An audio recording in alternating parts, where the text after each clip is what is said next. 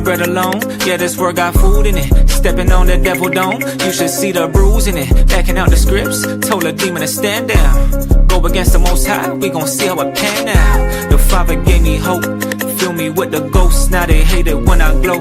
Joseph with the coat, looking for their fruit, but they ain't got no cantaloupe. The Messiah over Lio, you can't be a fan of both. Can't serve two masters. Bread of heaven with the living water, yeah, serving up a truth platter.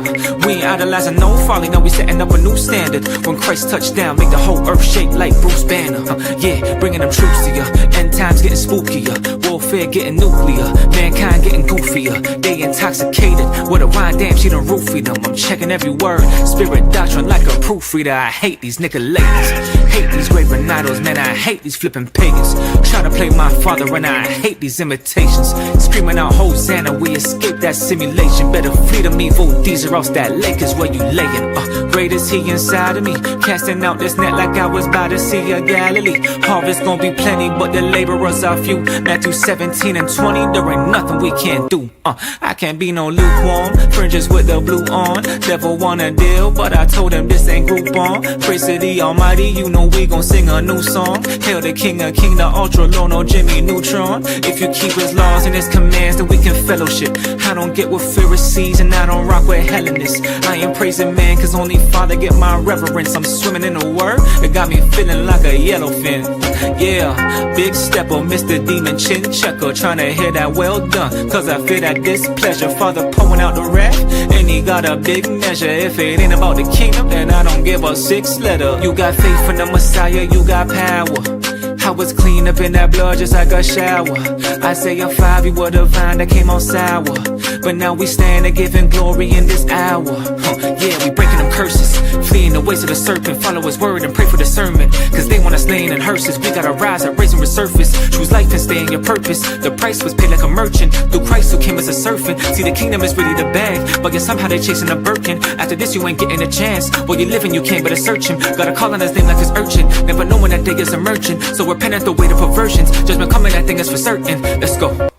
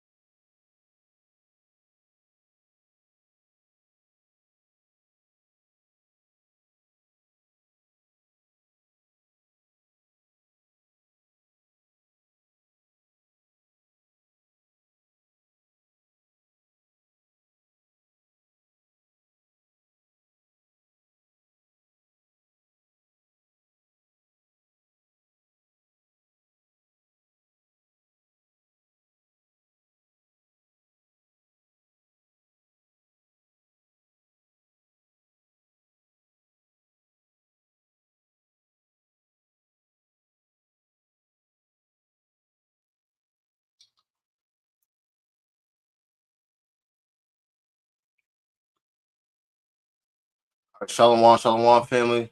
First and foremost, I want to give all praises, all glory, and all honor to the Most High God, whose name is Yahawaah. Of course, I do so in the name of His only begotten Son, Amalecch, Yahawashi. Hold on. I got the damn video playing in the background. Salaki, family. Again, Shalom. First and foremost, I want to give all praises, all glory, all honor to the Most High God, whose name is Yahawaah. Of course, I do so in the name of His only begotten Son, Amalecch, Yahawashi, who the world ignorantly called Jesus Christ.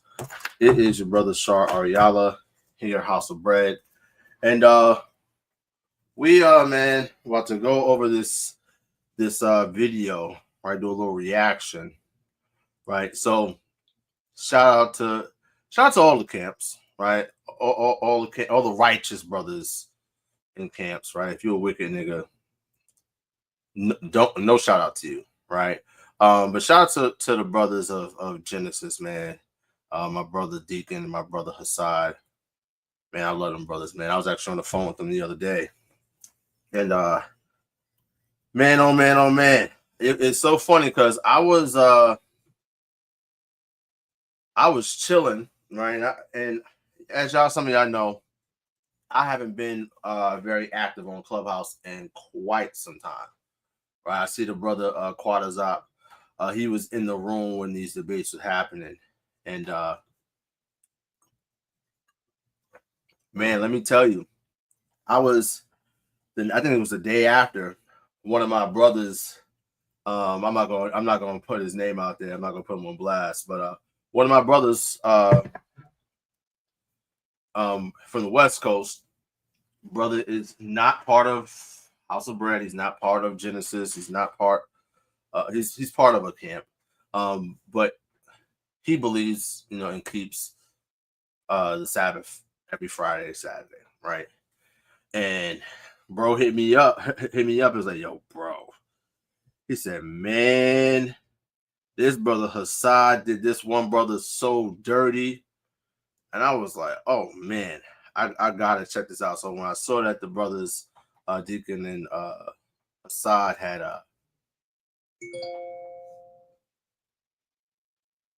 oh snap, we got breaking news, right? We have breaking news. The U.S. bombed Iran.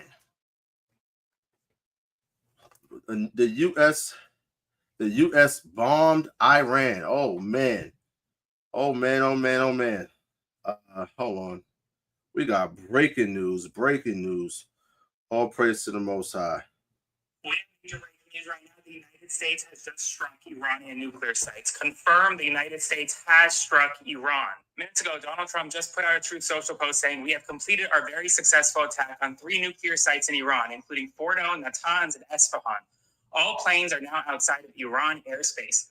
A full payload of bombs was dropped on the primary site, Fordo. All planes are safely on their way home. Congratulations to our great American warriors.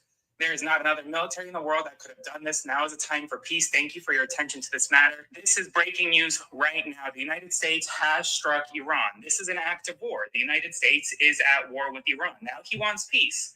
I don't know if the Iranians are going to agree to any peace, but the United States has officially bombed Iran. Folks, this is the first time the United States has bombed Iran ever. This is a significant development. I'll provide you updates every step of the way, all night. This is going to be a long night. We'll see what the Iranian response will be. So follow along for more.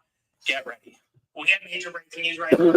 Man, oh man. So shout out to my brother Priest Ramamah from Masada. Salute to them brothers of Masada, man. Listen, man. What a time to be alive, right? So it's so funny. My wife just sent this to me, and I was scrolling on X, on Twitter, and I saw a post from Brick News, and they said that Donald Trump just called for peace. He just called for peace with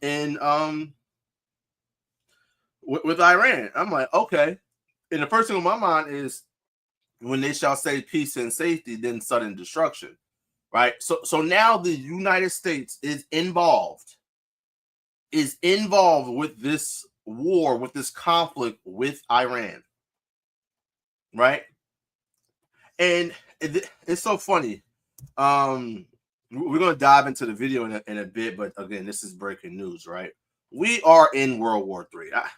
Listen, we have Russia and Ukraine fighting. You have Pakistan and India fighting. You have Iran and Israel. Now the United States is involved, right? If I'm not mistaken, France and the UK have lended their support. We are in World War III, right? There's war all over the continent of Africa, right? We are here in World War III. Yep, I just see the tweet from good old DJ Trump, right? And man, this is absolutely insane, man. It's so beautiful, right? And shout out to the brothers who hit them street corners week in and week out, right? Who teaching our people, all right, that they are the Israelites. They have to come back to the Most High God and keep His commandments and have the faith in Yahawashi, right? But specifically, brothers who are actually walking the walk, right? Because there's a lot of niggas who might be on the street corners, but they're not actually walking the walk, right? You have brothers who teach for vainglory, right? I'm talking about the sincere brothers who are out there on the highways and hedges week in and week out, bidding our people to the marriage, right? Shout out to all them brothers, man. It's so funny because I'm coming up on my 7th year hearing the truth. All praise to the Most High. And there's been so many times where there's been escalations, right?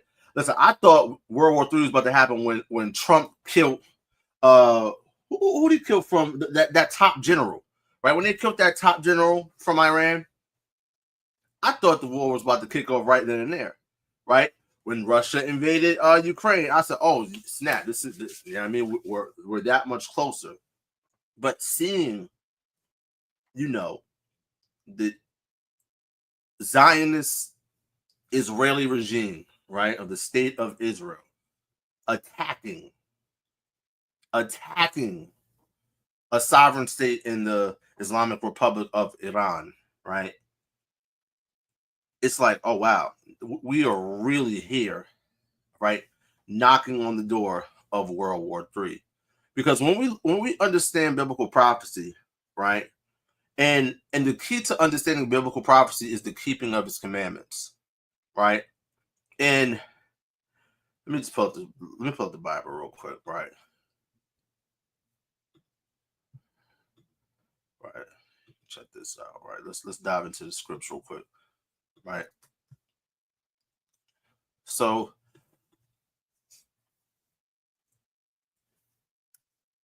I want to pull something out real quick, right?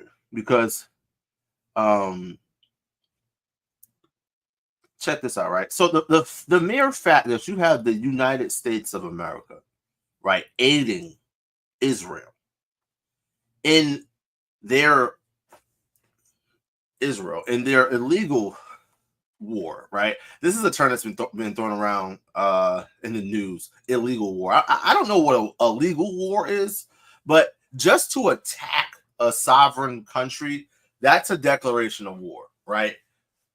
And what the illegal state of Israel has been doing, the illegitimate state of Israel has been doing, is they've been throwing rocks, right? But crying victim. Okay? That's what they've been doing. And what we see is Big Brother, the U.S., coming in and helping them. Now, I'm going to read the Bible, right? And I've been putting BTA, belt to on Amalecch, right? This is literally like, this is what I'm built for, right? I despise, right, the dukedom of Amalecch, of the nation of Edom, right? These people have forwarded our affliction. These people have stolen our identity. These people have just paraded around the world with this blasphemous lie that they are the children of God, right? And that land belongs to them, right? So I take great offense to that, right? A lot of y'all know my channel and may have come to my channel, after I had a dialogue with so-called Rabbi Harry Rosenberg. And just so people understand, when I'm using air quotes when I say the word rabbi, right, is because our King Hamashiach Yahawashi says, call no man rabbi. So he's no rabbi, right? He's no rabbi to me, right? I have one rabbi, right? That's Yahawashi, right? So when I had this dialogue with so-called Rabbi Harry Rosenberg, this was like maybe 3.5 years ago, maybe even 4. And that man has been ducking me for the past however long it's been since our last dialogue. Then I had the dialogue with the fat Orthodox small hat by the name of Yosef.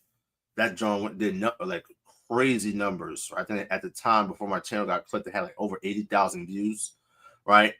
And again, ever since then, it's been perpetual war upon Amalecch. And with that said, actually, quick little side note, right? Make your way over to perpetualwar.shop, right? So just so you guys understand, right? Perpetual War, right? This clothing line that myself and my brother Yasharahla, some of you guys may know him as Yaquinyan. That was his former name, right? We came up with this clothing line, right? And we got tons of heat on here, right? Now we just dropped the embroidered Hebrew department shorts, right? And we just dropped these bad boys, right? The Yerushalayim University oversized drop shoulder joints, right? Absolute fire, right? So if you are of the hopeful elect, right? If you are an alum of Yerushalayim University, right? If you are a child of Zion, right? You need to make your way over here, get yourself a Yerushalayim University t-shirt, right? So anyway, right? So perpetual war, right, is in what's the word I'm looking for? The reason why we came up with the name Perpetual War is because of the Bible, right? So when we look here at, and we're going to come back to Isaiah 63, right? When we go to Exodus 17, 15 through 16, right? It says, and Moses built an altar and called the name of it Yahweh Nasiyah, right? Yahweh Nasiyah, for he said, because Yahweh hath sworn that Yahweh will have war with Amalecch from generation to generation. Right now, we're seeing war on Amalecch, right? So this is why we named, all right, this clothing line Perpetual War, right? When you get yourself one of these items, right? When you get the Mawafla ball, right, the Death to Babylon T-shirt, right? You're essentially declaring war on Amalecch and their puppet, right? The United States, right? When you get that Israelite supremacist crew neck, right? You're reclaiming yourself, your title as an Israelite, right? We are the elite supremacists of the earth, right? We've been fed nothing but lies of white supremacy, right? We have to come back to that Israelite supremacy, right? When you get the oversized, sit in the dust Hebrew department joints, right? Hebrew is our language, right? It's our language, right? The Torah, the Tanakh, the Bible, that's our book, right? This is our heritage, right? We are reclaiming that, right?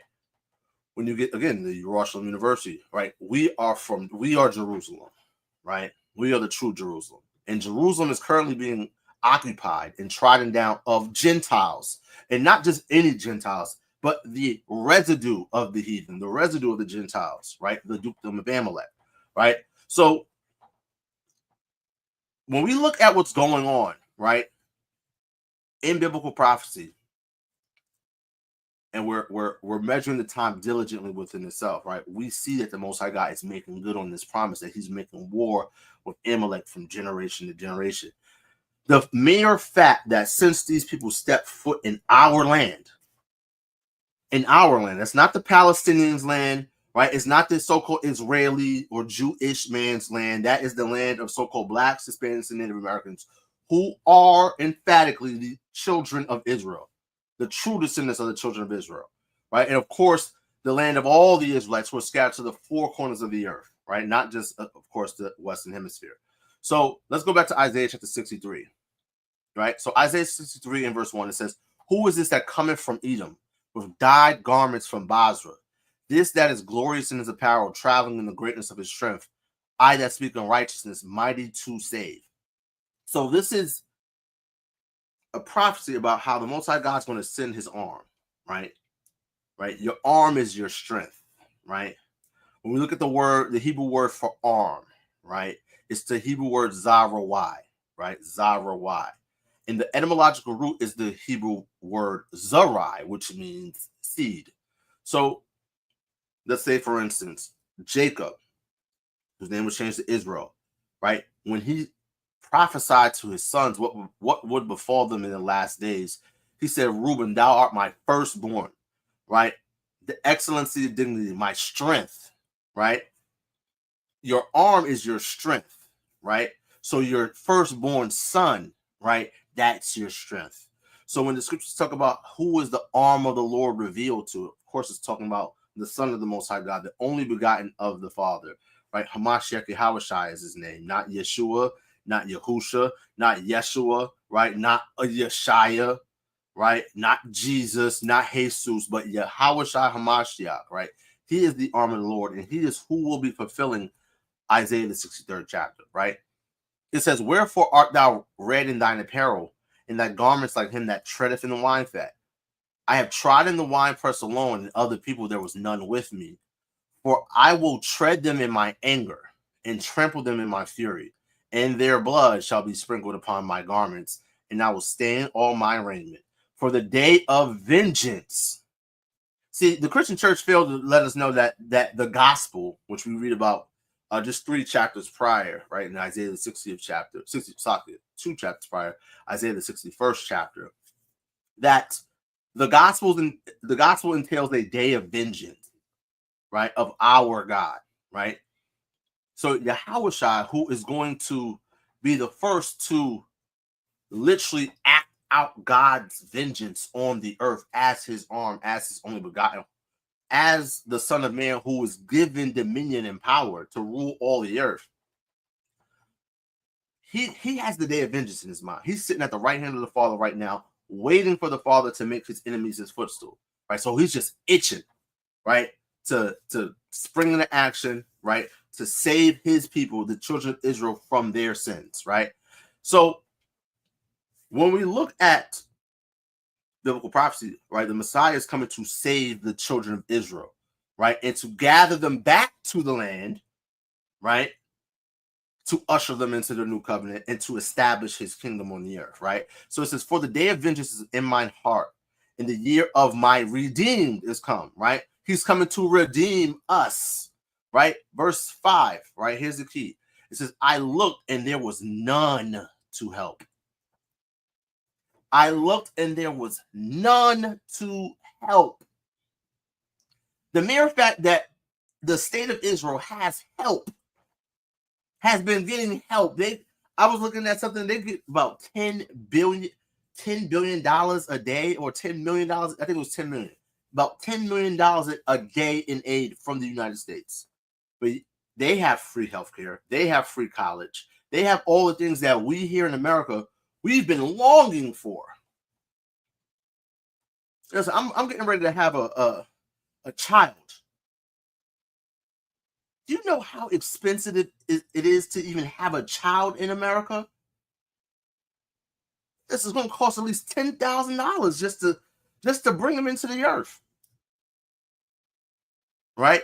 But the United States of America, right, Babylon the Great, has been just, again, the whore that she is, has just been just giving it up to Amalecch. Listen, Amalecch is just having their way with the United States of America, right?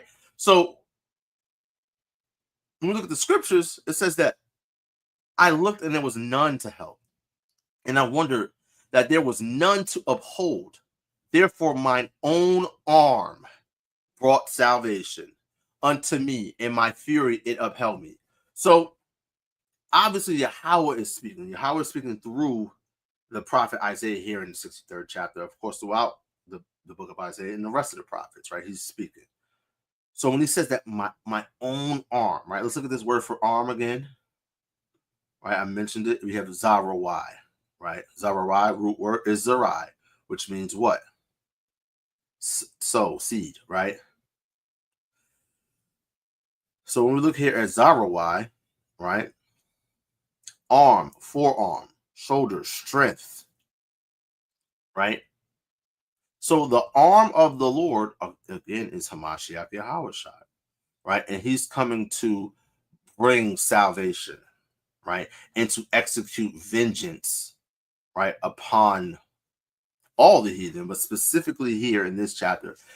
First step, or his first stop when he touches down, he's going to Basra, because the Lord have a sacrifice in Basra, right? So right now we're seeing, right, the Most High God making war with Amalecch from generation to generation. All praises to Yahweh basham Yahawashi, right? So now that we got off that little detour, right? We're back on the road, right? And had to make a little pit stop, right? And now we're going on the road back to our destination, right? So again, shout out to the brothers Deacon and Hasad from Genesis. Shout out to my brothers, right? So I believe this was on, it's about 10, 11 days ago, they did this room on Clubhouse, right? And they were talking about the Shabbat, right? Now, the vast majority of the nation are keeping the Sabbath every Friday to every Saturday, right? Many of you, right? Let me get a 1 in the chat, right? A 1 in the chat. Let me get a 1 in the chat if you keep the Sabbath every Friday to Saturday, right? I just want to see who's in the who in the audience right now are Friday to Saturday Sabbath keepers. Right, 1 in the chat if you are a Friday to Saturday Sabbath keeper. And again, just so everyone understands, right? I don't dislike brothers who keep Friday to Saturday, right? I don't have hatred for brothers who keep Friday to Saturday, just so that we're clear, right? You have to preface this because niggas will just be chatting, right? And they'll jump to these illogical conclusions, right? So again, 1 in the chat if you are a Friday to Saturday Sabbath keeper. Right. So we got the brother Dawad, the brother, the sister Samaya, right? Sister Tessa, right? Sister Lisa, right?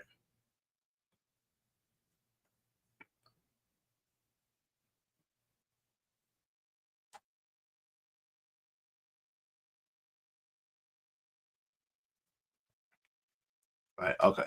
So we have some Friday, Saturday keepers, right? And here's the thing.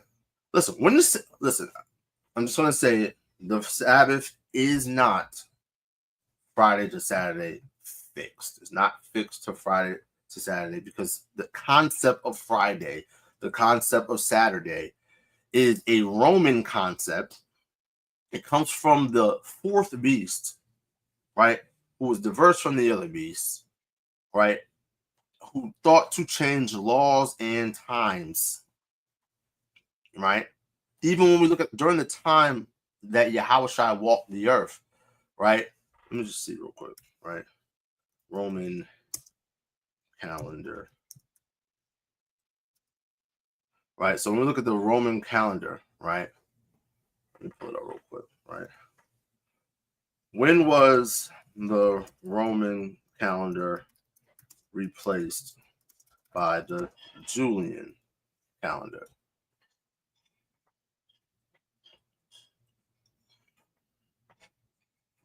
I didn't say that. Julian. So the Roman calendar was replaced by the Julian calendar in 45 BCE. So by the time that Yahawashi came on the scene, right, the Romans they had changed. They just changed their calendar, the calendrical system, right?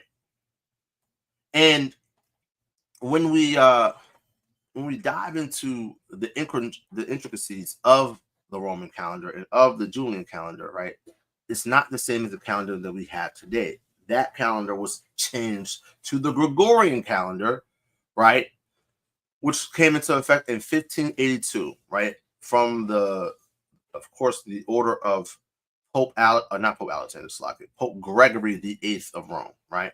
So we're going to dive into this video in just a second, right? So looking at the Roman calendar, right? So during the time of Yahawashi, they were on the Julian calendar, right? So the Roman calendar was a calendar by the Roman Kingdom and the Roman Republic, although the term primarily used for Rome's pre-Julian calendars is often used inclusively of the Julian calendar established by Julius Caesar in 46 BC, right? So their calendar was completely different, right? Completely different, right? They had 10 months, right? This was the months, right? And we could dive further into their the days, right? So Roman dates were counted inclusively forward to the next one of 3 principal days within each month. Calends, the first day of each month, known as 7th day of full months, and 5th day of hollow ones, 8 days before the Ides in every month. And Ides, the 15th day of the full months, and 13th day of the hollow ones. This is just confusing, right? This is just absolutely confusing, right? When we look at their calendrical system, okay? So just look at like the fact that you got to go through all of this. This is nonsense, right?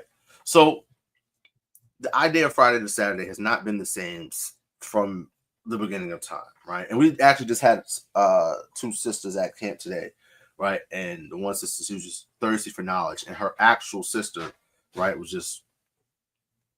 she was reprobate, right? But anyway, right? I have no problems, no issues with any brother or sister who keeps the Sabbath in accordance to Friday to Saturday, right? Again, it's convenient. Listen, I love when the Sabbath falls on Friday night, Friday to Saturday, right? I love a good Friday, Saturday Shabbat. I love a Saturday, Sunday Shabbat. I also really love a Sunday, Monday Shabbat, right? But the fact of the matter is, Friday to Saturday is just not the Sabbath, right? And I'll open the chat for questions or smoke a little later, right? But let's just dive into this video, right? So this is from 3 days ago, right? For gay people. So we see the title, right, of the video. IUIC, HOI, other camps debate Deacon Hasad on true Sabbath, right? All right, so Deacon also already got the little commercial he got the Hebrew, you got the Children's Bibles, right? Make your way over there to Genesis144.com. Get your kids one of these Bibles, right? So let's just start from the beginning, right? Hey, Lamont, what camp are you in? I don't know, man. Let's get. No, it does matter. It does matter. No. I'm not putting nobody's names. Okay, listen. For the record, I got love for all camps. I'm from Camp Genesis. So what camp are you from, brother? Man, I'm just following the word of Yahawah. That's so you're not in the camp. Well, I didn't say that either. Nah, if you are in the camp, you just want to tell us. All right, well, can you put the precept for me, man, so we can get back to that? Now, listen. The fact that the brother did not want to state the camp that he is from, right? That's pretty problematic, right? Listen, everything that I teach, I stand on it, right? And I know the same is true for my brothers, Deacon Asad, right?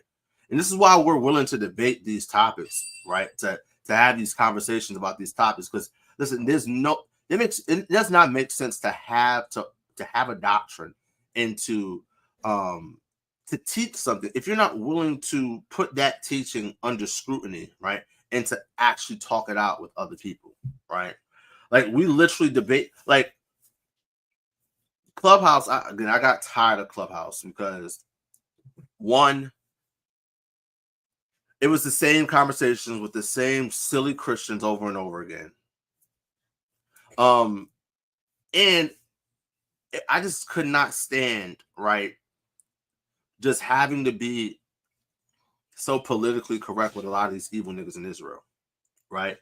And when I was a member of Sakari, right, we were not allowed to, of course, like go after other camps and whatnot and their doctrines and whatnot. And it's for this front of unity, right? And I'm not saying that there's necessarily disunity in amongst all camps, right? Because again, there's brothers right?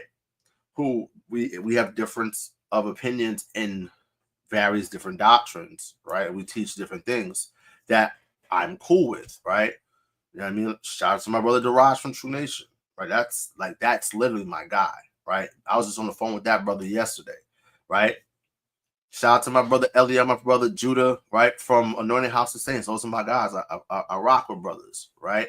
And like I said, brothers of various camps, right? Shout out, right? WFI, right?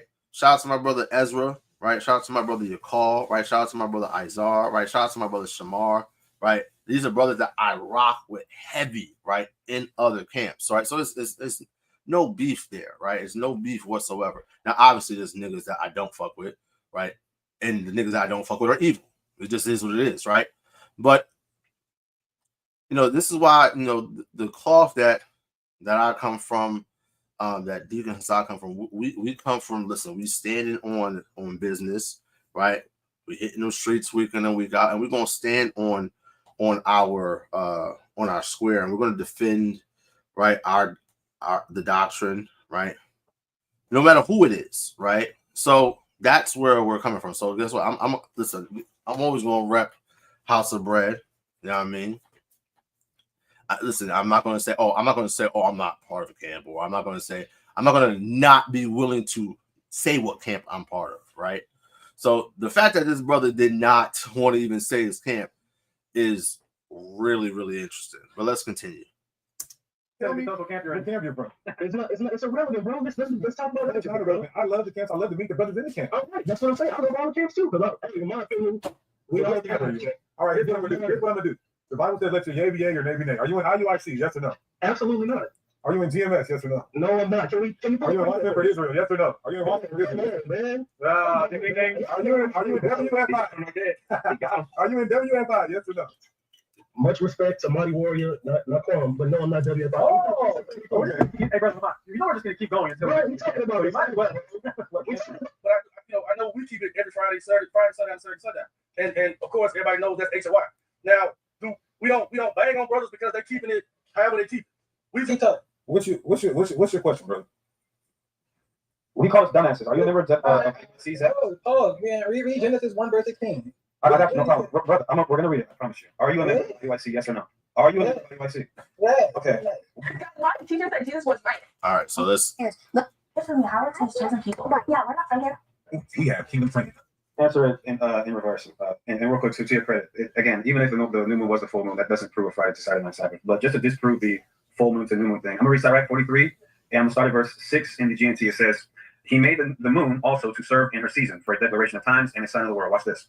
"From the moon is the sign of feast, a light that decreaseth in her perfection." What does that mean? I think the King James is good too, but we know perfection means complete, right? With the moon has a cycle. It completes its cycle once it's dark again. And that's what the King James is going to tell you. No, that was King James. Sorry, I'm going to read the GNT. So I get to the GNT. It says in verse 7, "The moon determines the holy days. Its light grows full, then grows dim." In the King James, it says it reaches perfection when it's dark. And if it grows full, then grows. So the brother Hasad misspoke right there, right? He just misspoke, right? So let me pull up Sirach chapter 43, right? Really quickly. So just so brothers and sisters could understand, right? So he just misspoke there, right? Right, and we can go to another Bible verse to prove this emphatically, that the new moon is not the dark moon. So who teaches that? IUIC teaches that the full moon is the dark moon. I'm going to be honest, that is the stupidest doctrine I've ever heard.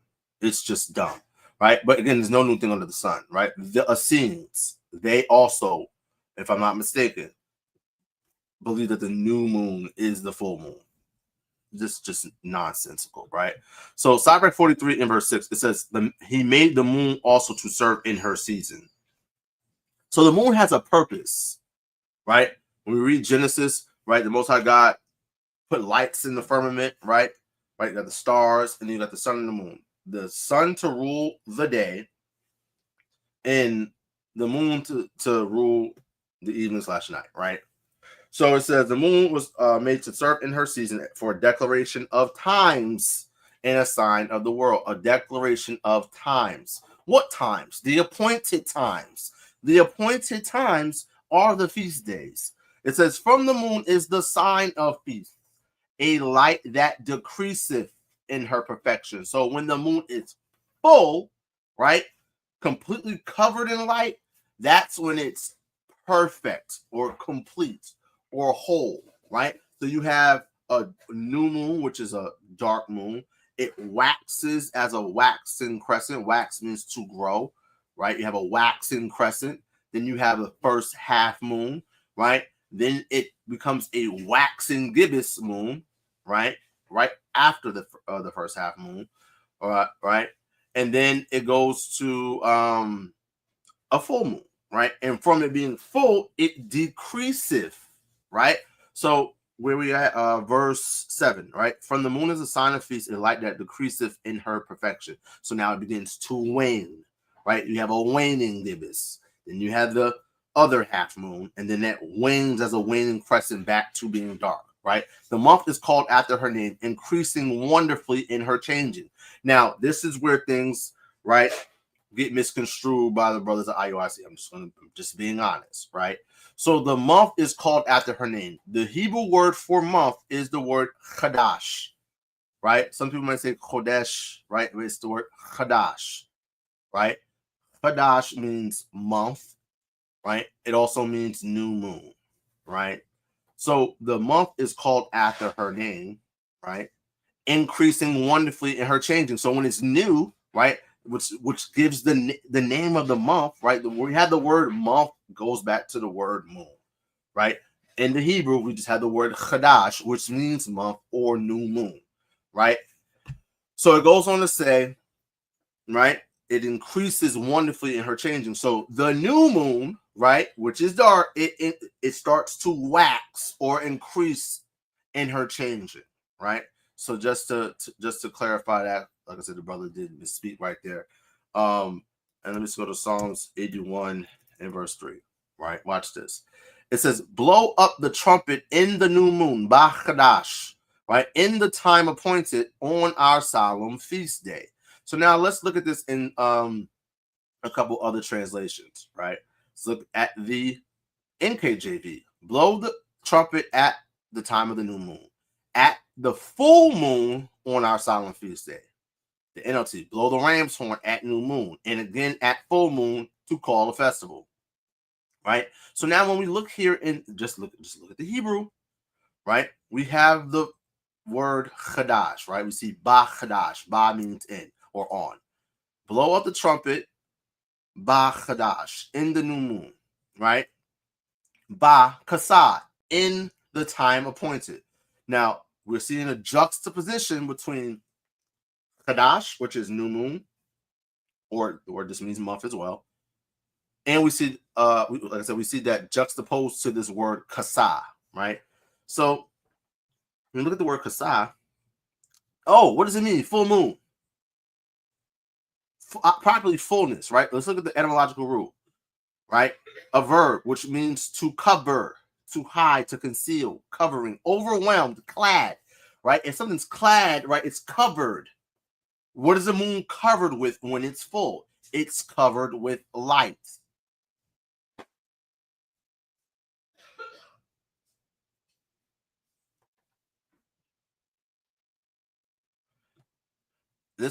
Wow, that's a really, really profound question, Sister Naziyar, right? Shout out to that sister, man. Right, yeah, the Sister Naziyar, she makes blankets, baby blankets. She's cool with the crochet. I'm not sure it's crochet or knitting, right? I know there's a difference, right? So tapping with sis, she's fire with it, right? Prince of Israel 3. I don't know per se, right? I have no clue, right? But that's a good question. I would have to look into it, right? Yeah, this sister does crochet, right?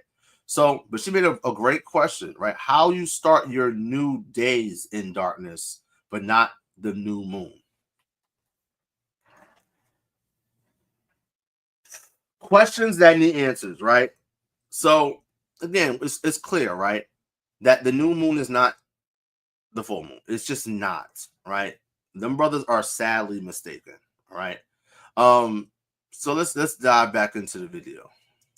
To end the cycle, that means it first has to start dark and then end dark. If it started dark, it means it's new. It's new moon.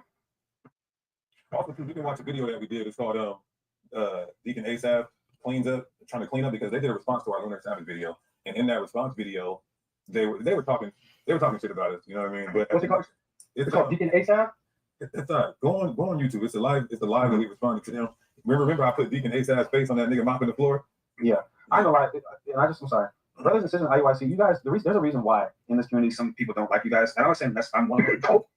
I'm just saying, I'm not gonna call it as a cult. It's like, here we go, Zach. So are you an IUIC?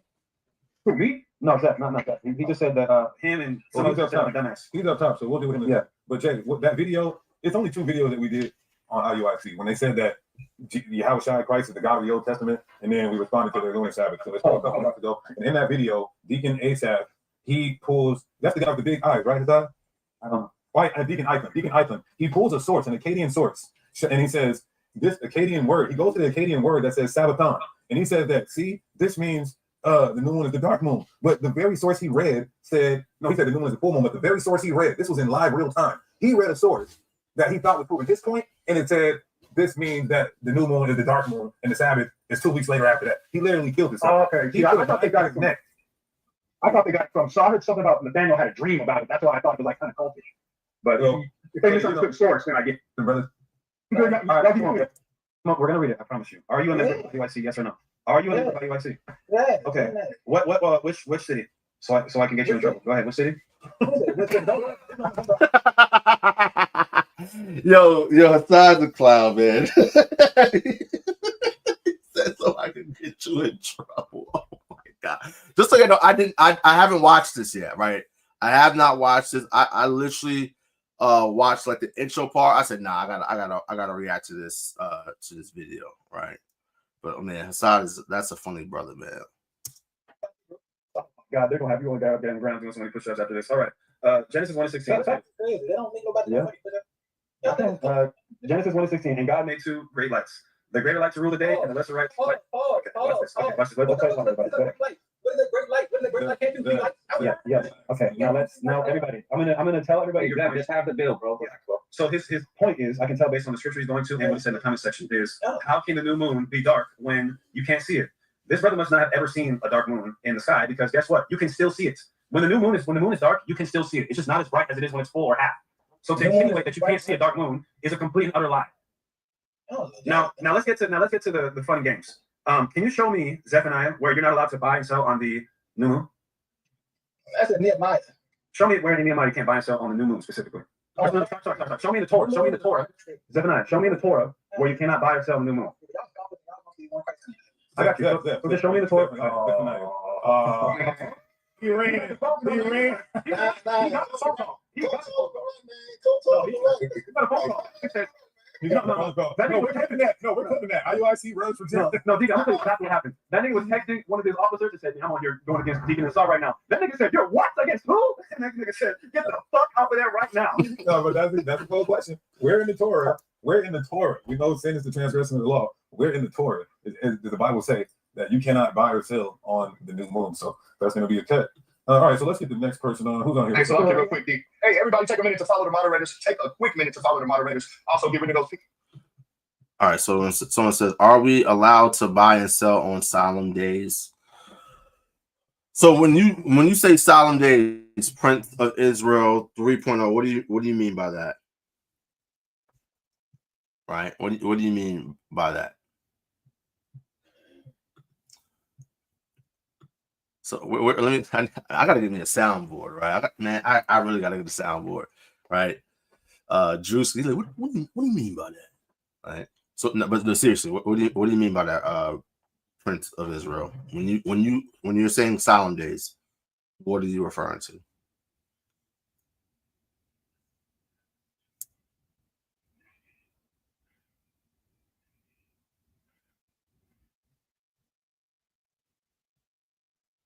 Prince of Israel 3.0. All right. But that's not what I asked. I said, what do you mean by solemn day? Are you talking about a feast day? Shalawam, brother, YBG.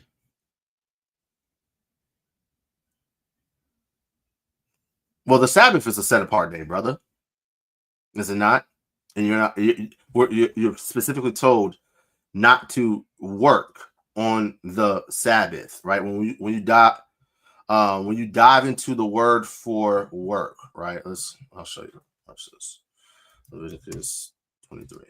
And just so you guys know, I did real quick, right? I'll plug it really quickly. Watch this. So this past Friday, myself and the priest, right? Priest LionOfYahawah, right? We did a live, right? Called Full Breakdown of Leviticus 23. The Sabbath is not Friday to Saturday, right? So I'm gonna put this in the chat, right? We dive into the entire book of Leviticus 23rd chapter, right? And we explain everything perfectly, right? So you mentioned Numbers chapter 10 and verse 10, right? I'll go there real quick. Because not like, for instance, right? The second day of the Feast of Unleavened Bread, right? You can buy and sell on that day, right? So let's go to Numbers chapter 10 and verse 10. All right, so let me just start. I'll start verse 9. It says, and if you go to war in the land against the enemy that oppresseth you, then you shall blow an alarm with the trumpets, and ye shall be remembered before Yahweh your God, and ye shall be saved from your enemies. Also in the day of your gladness, and in your solemn days, and in the beginnings of your months. It says, and in, right? It says, and in. It says, ye shall blow the trumpets over your burnt offerings and over the sacrifices of your peace offerings, that they may be to you for memorial before your God. I am Yahweh your God, right? So let's just type in the word new moon, right? New moon.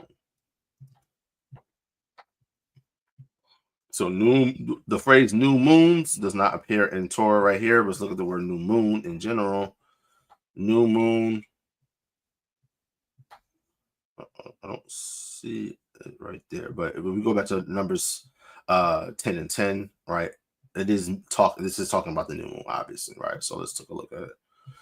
So it says it says ba ra'ash ya chadash yakam, right? In the beginnings, the headings, right? So the word, like for instance, the word Genesis, right? In the Hebrew, it's Bara'ashiath, right? Our small half friends would say Bereshith, right? Bara'ashiath, right? It's what you would say, right? The root word is Ra'ash, right? So Wa means and, Ba means in or on, Ra'ash means head, Ya means your, right? Or what it denotes belonging to, right? So this yod, right, or this yad here, is connected to this word chadash yakam, right? So chadash means month, yakam means yours, right? Your masculine, right? Obviously, he was a masculine dominant language, right? So ba ra'ashya chadash yakam, right? In the beginnings of your month, the beginning of your month would be the new moon, right? But it's just telling you to blow out the trumpet. But the question that the brothers asked is, the question that the brother asked is, where in the law does it say that you're prohibited from buying and selling on the new moon, right? So let's see here. We got the brother YBG. He says, can you keep both Friday to Saturday Sabbath and lunar Sabbath to be safe? I don't know too much about lunar Sabbath, but I'm eager to learn. I'm not in any camp. So you could if you want to. I wouldn't, right? I would just listen. I would keep the Sabbath in accordance to how the scriptures tell us to, right? So brother YBG 336, right? If you go here to the channel, right? If you go to lives, right? Because you have home, right? You have videos. So these are just regular videos that I edit and upload, right? Obviously, you got the shorts, right? Listen, they will not let me monetize this short right here because I'm just coming at Amalecch all crazy, right? And And then we had the lives, right? So obviously we're live right now, right? So if you go to 3 lives ago, right? Full breakdown of Leviticus, the 23rd chapter. The Sabbath is not Friday to Saturday, right? Watch this video, right? Watch this video, and then come to your study, come to your own conclusion. But listen, I'm not holding a gun to anyone's head and say, "Oh, keep the Sabbath in accordance to the lunar phases." I'm not doing that, right? And like the brother Yeshaya from HOI said in the beginning of the video, he said, we don't bang on brothers who keep it otherwise, right? And I'm not banging on brothers who keep Friday to Saturday, right? But I'm just I have to be truthful, right? I'm just going to tell you that Friday to Saturday is not the Sabbath, right? Sister Masalah said you could be the rest of the lot, right? So, all right. So Prince of Israel 3.0 said Leviticus 23 and 39, for example, is a feast day, but it's called a Sabbath or solemn day, depending on the translation, if I'm not mistaken. So yes, so in Leviticus 23, again, like I said, we did this whole breakdown of all of this, right? In the Hebrew language, right, you have the word Shabbat, right, and you have the word Shabbat, right? Now, Shabbat is a special Sabbath, right? Shabbat is just like a normal Sabbath. So you said Leviticus 23 and 39. It says, also in the 15th day of the 7th month, when you are gathered the fruit of thy land, ye shall keep a feast until the Lord 7 days. On the first day shall be a Sabbath, and on the 8th it shall be a Sabbath, right? 8th day, right? This is Sabbath, right? So when we look at, actually, let me pull up our calendar. Give me a second. All right, let me pull up our calendar. Actually, do I have the? Let me see if I can find it. I'm gonna just play the video for now until I find this. Find this real quick because I did make a horizontal version for StreamYard purposes, but let's just play. I'll get to that in a second. Tickets. I joined the priest house at the top of the room. Shalom. Hold on, he's back. Oh, we got Sister Gloria next. Sister Loria, what's going on? I'm really big on being educated. So I walked in the room and I'm kind of confused because on one hand, we're talking about the Bible, but we cursing each other out and name calling. So I'm trying to know what's the purpose. I'm not trying to be funny, no shade. I want to know what's the purpose of the room. Is it here to educate or you guys just chat? What's the room? I'm new and I'm just trying to, How many curse outs have you heard? We've been on for about an hour. You heard a lot of curse outs? Yeah, they call somebody a bitch and y'all talking ridicule God's people in his image. And I just want to know the purpose of the room. I'm not trying to judge you. I just see you say priest under your name and I assume you're the moderator because I can hear, the humility in your voice. But the other guy is very aggressive and you guys kind of double team people and don't let them talk. Well, here's what it is. It's Okay. Good cop, bad cop. All right. Okay. Sometimes I'm the bad cop. You just got me on a good day. Okay. Sometimes I'm the worst. But see, the Bible says the Israelites. Listen, Deacon sometimes is indeed the worst. Indeed, he's the worst at sometimes. Oh, that's funny. What does that mean? It's stiff-necked, hard-headed individuals. Okay. So sometimes they only respond to tediousness and harshness. When you try to tell them, hey, can you please repent and just stop being a crip and blood and selling drugs to your own people, please, they don't want to hear that shit. Sometimes you got to come austere. The Bible says our Lord was an austere man. And our goal is not to have curse outs and insults and ad hominems. But unfortunately, sometimes it naturally gets there when you have these heated conversations. So we do try to keep it based on edification and not name calling. But Unfortunately, it does get there. Okay. So, we're going to work on not letting these scoffers. He came at my brother first, talking about his mother. I heard he called him something. Yeah, so but can I just, I'm not trying to start anything because I don't like that because everybody is my brother and sister. But can I read this scripture and I'm going to release my mic? Thank you. I appreciate you, sister. 2 Timothy 2:23. It says, but foolish and unlearned questions avoid, knowing that they do gender strife. And the servant of the Lord must not strive, but be gentle unto all men, apt to teach and patient, in meekness, instructing those that oppose themselves. If God peradventure will give them repentance to the acknowledgement of the truth, and that they may recover themselves out of the snare of the devil, who are taken captive by him as his will. And I release my mic. Thank you, sister. We appreciate you. Okay, let's get to cussing out the next people. So I can jump in.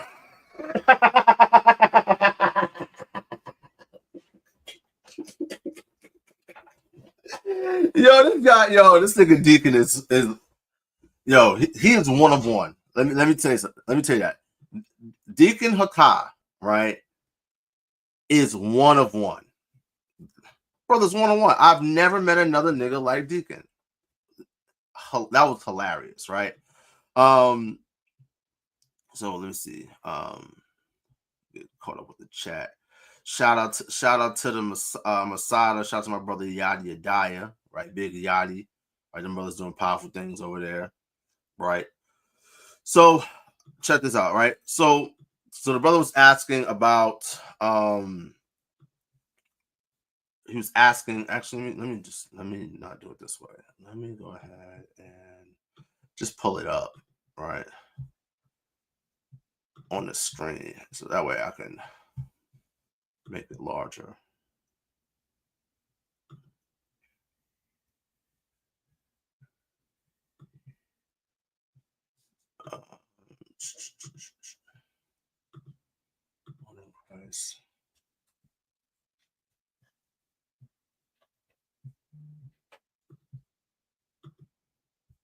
All right, boom, here we go. Boom. So this is what we about to do, fam. Watch this. So I present.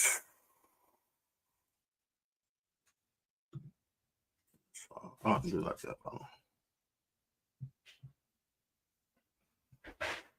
Actually, no, I don't like it like that. Let's remove that. Stop streaming. Remove from studio.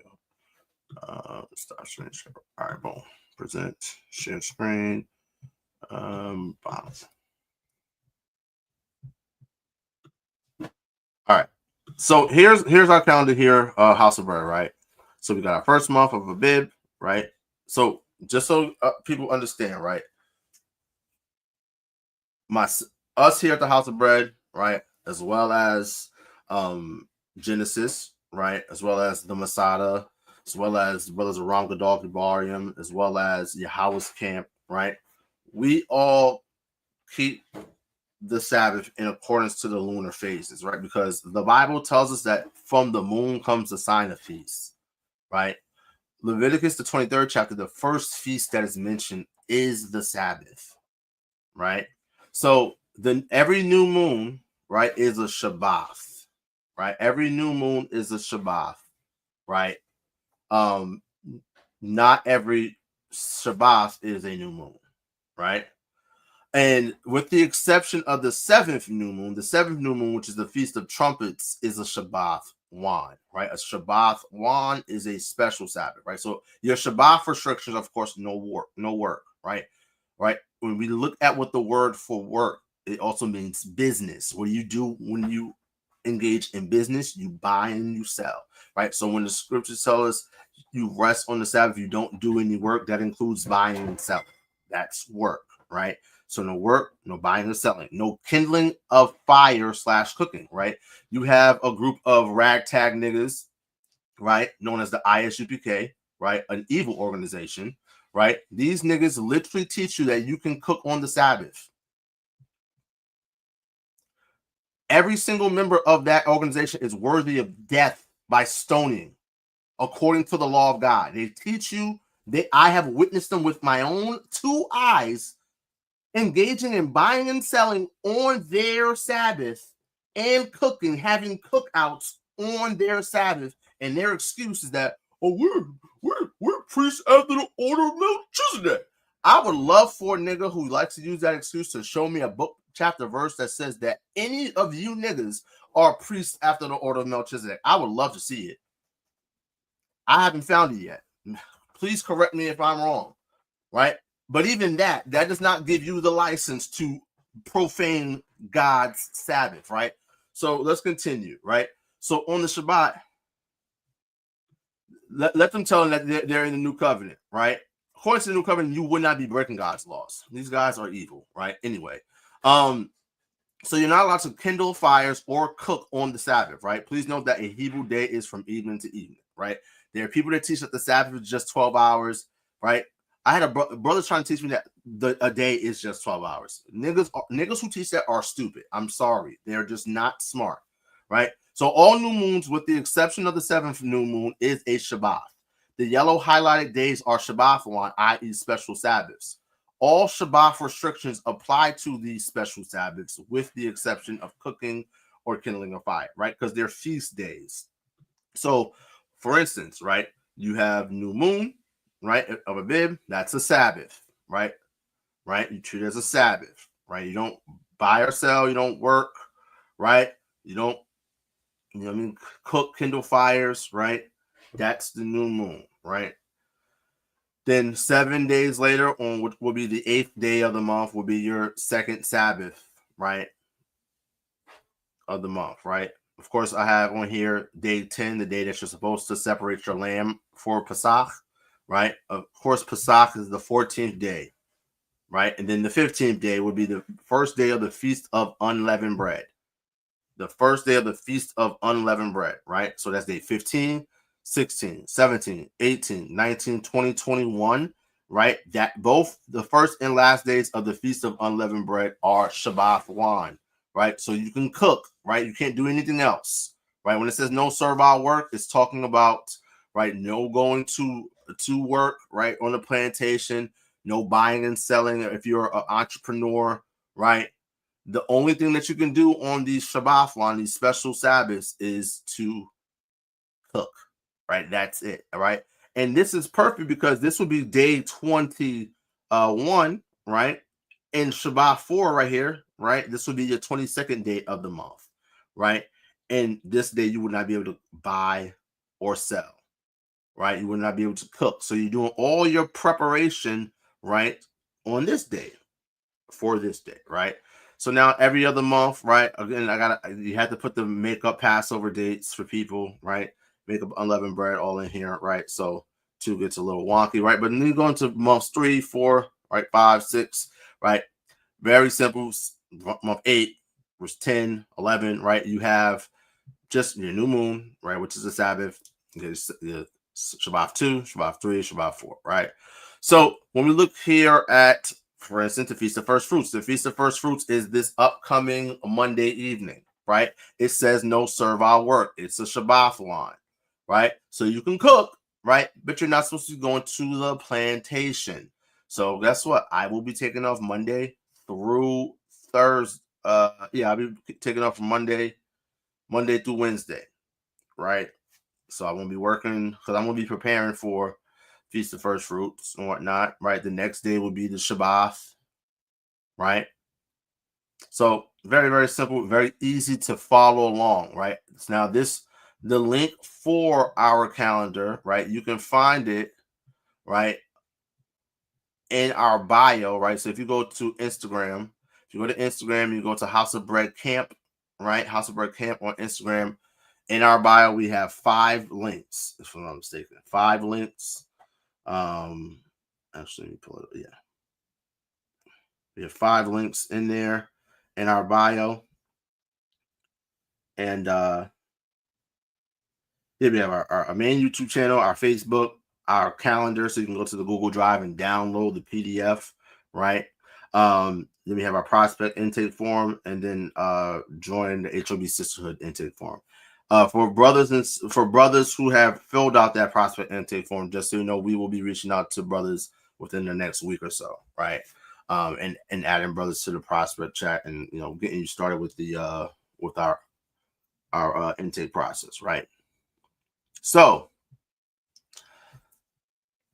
when we go to the 7th month, right?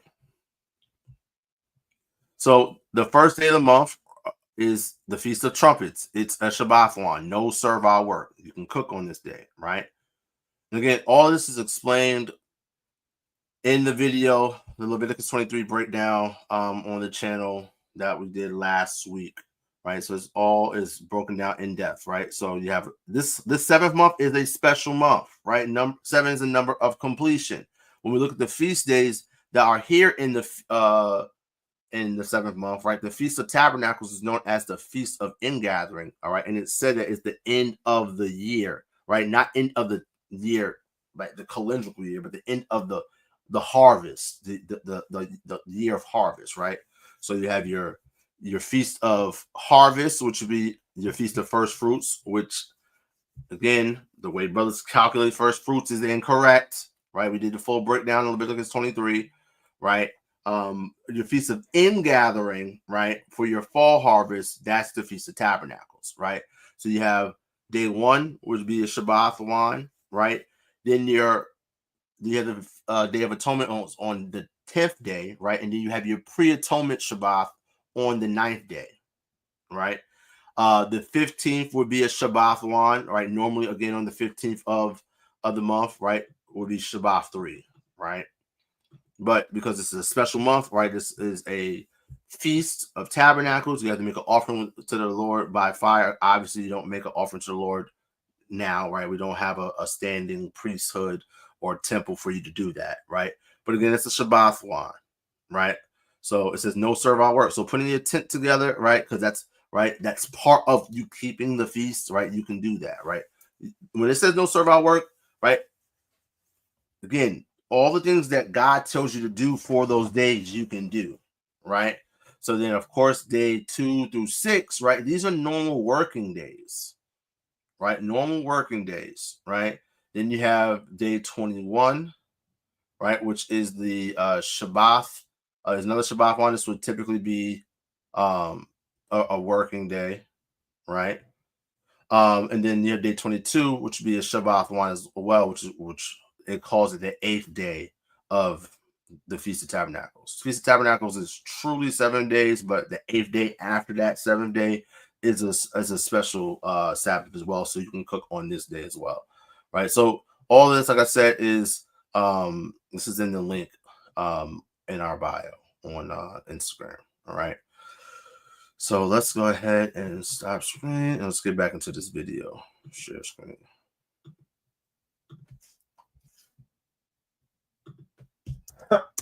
Okay, I'm joking.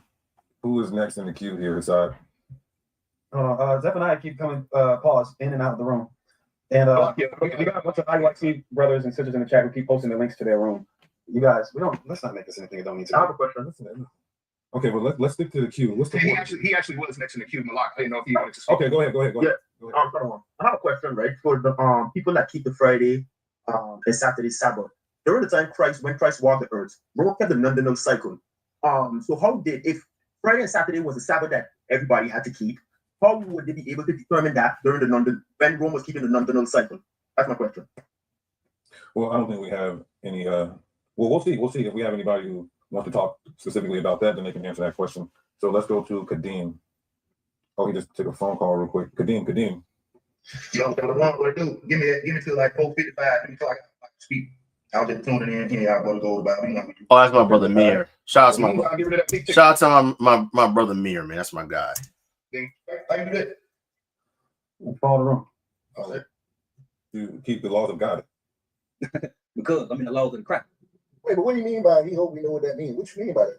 What I'm saying is I hope y'all know what that means. Like some people don't know what that means. No, we don't. What like that means? Israelites, that don't really that means something, but to some people that don't really mean anything.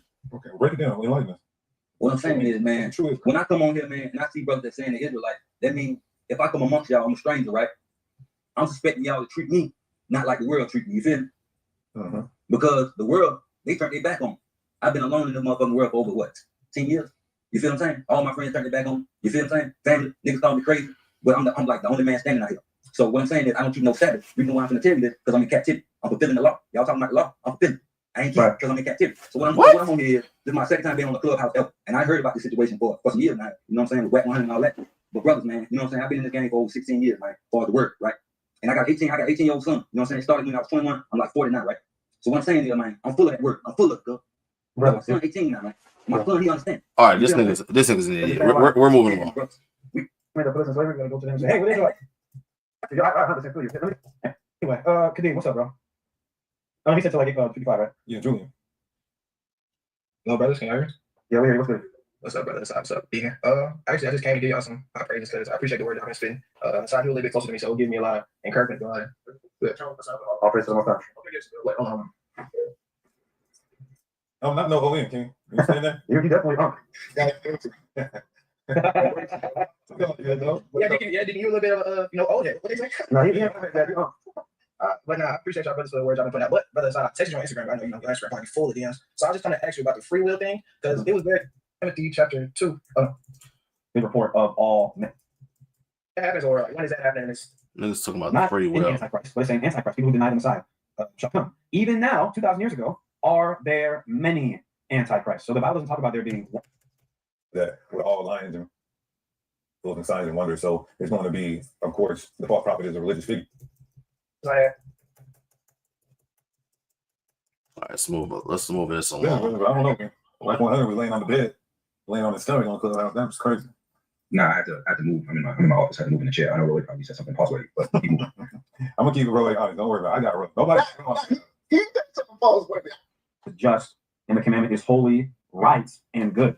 So if the law is what tells us what's right, then violating it, the opposite of that would be bad, right, or wrong. Okay. So how we define it is with the laws of the Most High, and we see even before the Mosaic Law, we get the ordinances of the sun, the moon, and the stars, and we see what they're for time. Genesis 1:14, for times, days, seasons, and years.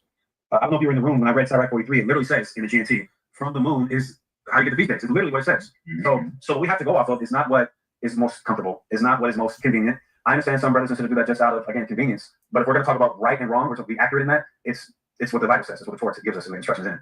I appreciate that, brother. I definitely receive that. Just to extend. Shalom to the brother. What's his name? Guerrero Natsarim. Shalom, King. Yep. Listen, I've been doing my Duolingo, man. I've been doing my Duolingo. This is obviously Portuguese, right? Portuguese and Spanish is similar. I've been working on my rolling my R's. All right. All praise to the Most High. Shalom to you, brother.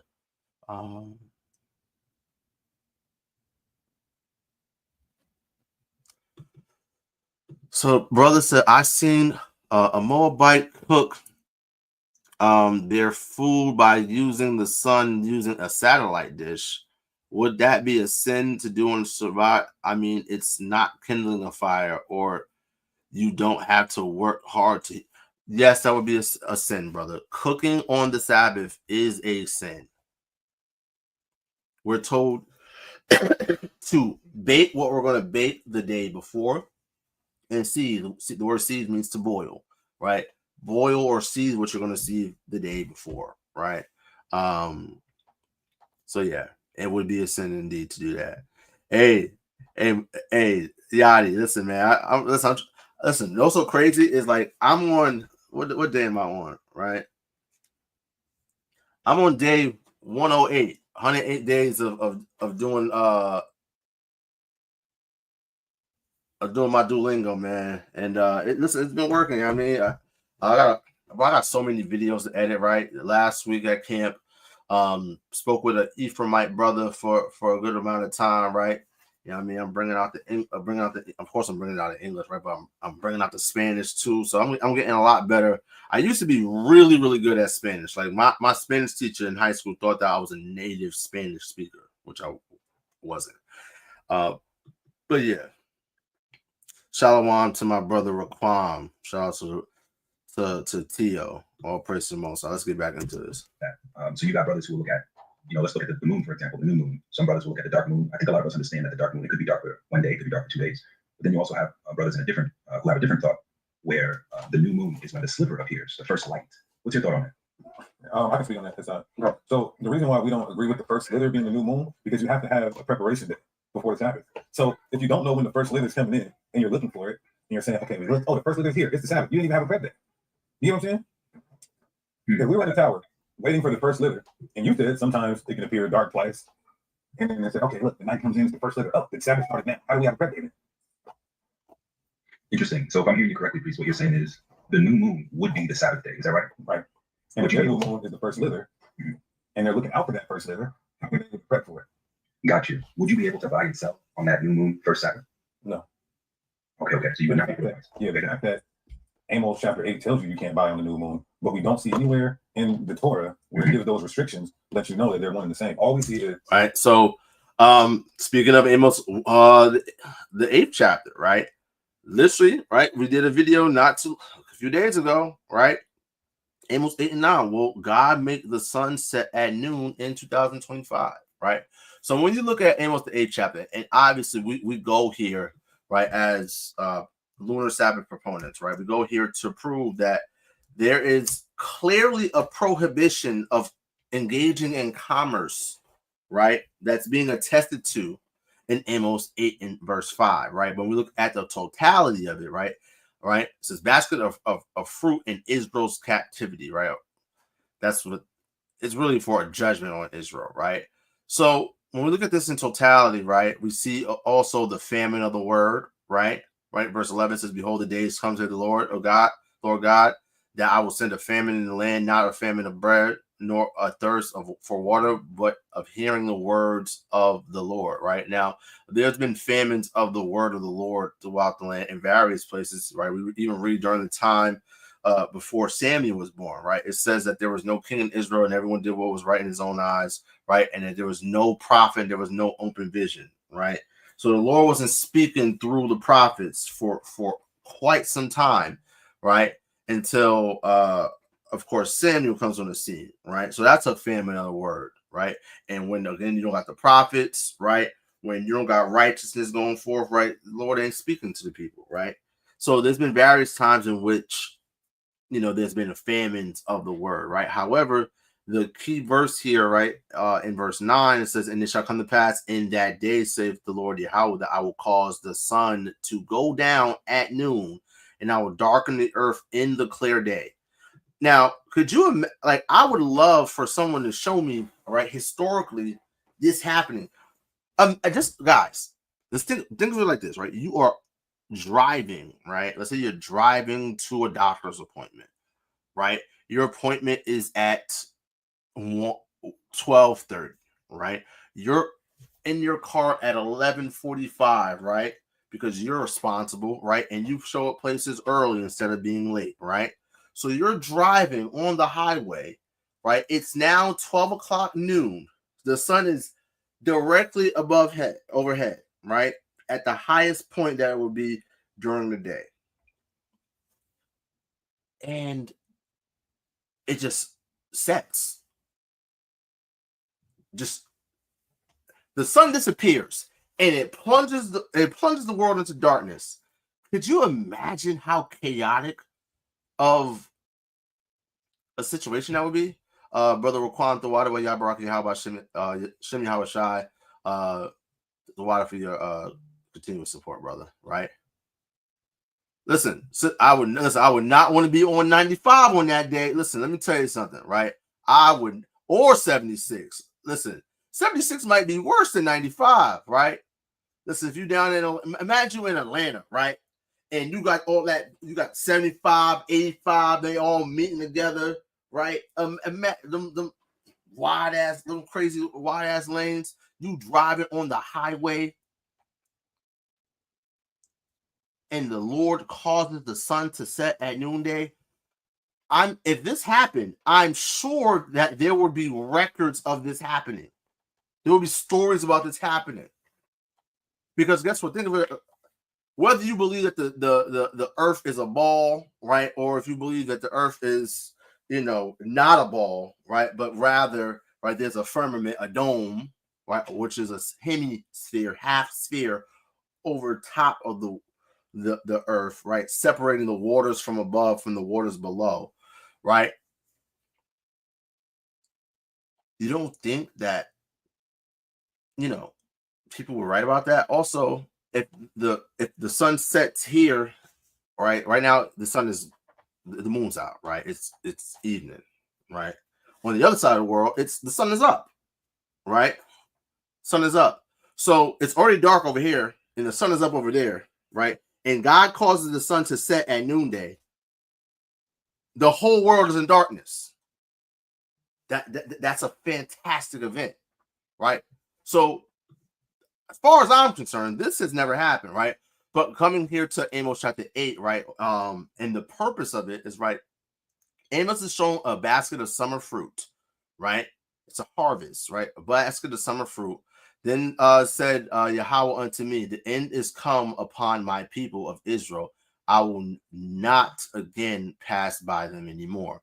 And the songs of the temple shall be howlings, and in that day, saith the Lord Yahawah, there shall be many dead bodies in every place. Again, imagine, right, the sun setting at noonday. You're driving on 76. You're driving on 95. You're driving on 85. You're on the BQE. You're on. Imagine you're on a bridge. You're driving over the Ben Franklin Bridge. You're driving over the Verrazano Bridge, and the sun sets in the middle of the clear day, as verse 9 says. You know how many dead people they're going to be? It's going to be insane, right? So it goes on to say,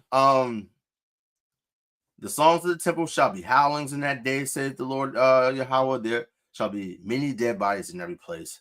They shall cast them forth with silence. Hear this, O ye that swallow up the needy, even to make the poor of the land fail. Right? So this is a judgment on the entire people, specifically because of the people who are in power. They're swallowing up the needy. Right? They're making the poor of the land to fail. Right? It's a saying, when will the new moon be gone?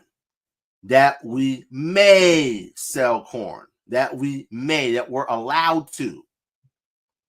If I say you may do something, I'm giving you permission. They're asking, when's the new moon going to be going that we may have permission to sell? So clearly there's a prohibition of selling, engaging in commerce on the new moon. The only time we're told that you're not allowed to buy or sell is on what? On the Sabbaths. So the new moon is a Sabbath. Right? It says, and the Sabbath that we may set forth wheat, making the ephah small and the shekel great, falsifying the balances by deceit. Right? When we read Leviticus chapter, I think it's 19. Leviticus 19. Actually, let me just double check. Is it 19? Yep, Leviticus 19 and 35, right? It says, ye shall do no unrighteousness in judgment, in meat yard, in weight, or in measure.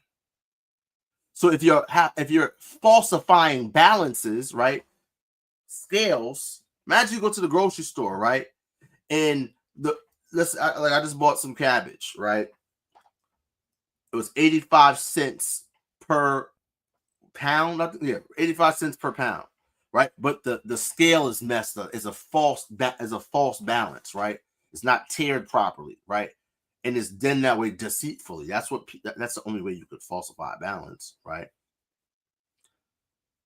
So when I put that piece of produce on that scale, right, and it's saying, oh, this is a pound, right? But it's really not a pound. It's really 0.75 of a pound, right? And you're charging me for the rate for a pound, right? The price that it would be if it was an actual pound. You're literally lying and stealing from me.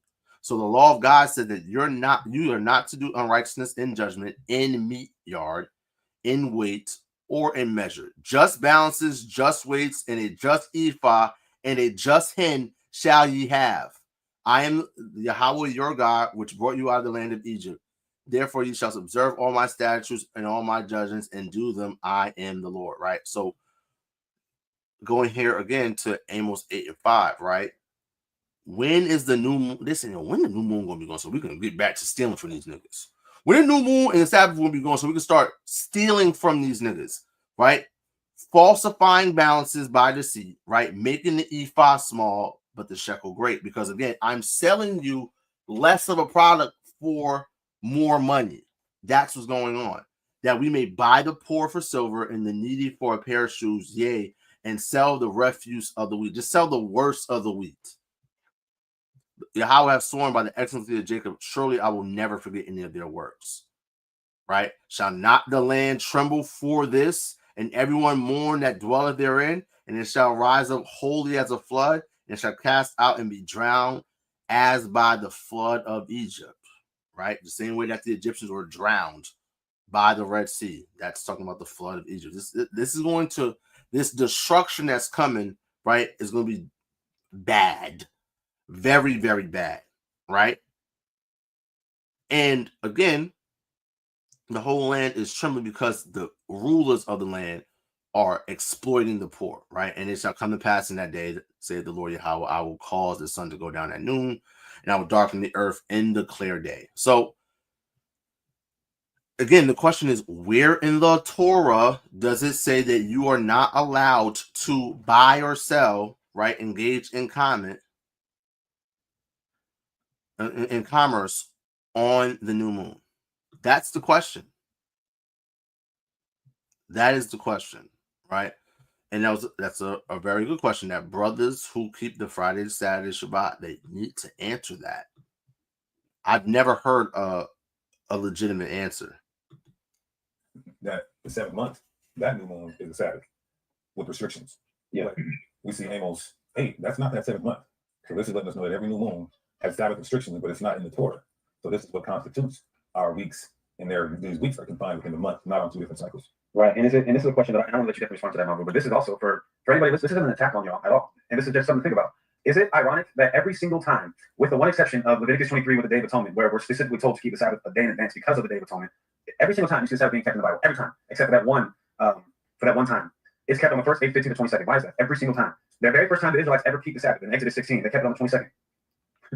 Which would mean that the week prior to that would have been the Sabbath. What's that? The 15th. Which means the week prior to that would have been the Sabbath. What's that? The 8th. Which means the week prior to that would have been the Sabbath, which is the first, which is the new moon. This is a perfect order. You notice everything in the world the Most High made has a cycle, has a perfect order within it. A human being dies, your body becomes the fertilization for the trees that human beings need to. And just for the record, all right, Hasad don't talk this fast, all right? I just have it sped up to 1.75 speeds because we're doing a reaction, right? I don't want to, obviously, this is 2 hours and 55 minutes of a conversation, right? So let's get back to it. There's clear, it's sustainable, but there's an argument for against atheism. I can't remember, it's not the cosmological argument, but it's one basically that shows that there's intelligent design. When you look at the phases of the moon, it's clear that this is what the Most High is giving us the first time. So let me see. I see the Sister Masalah. Okay.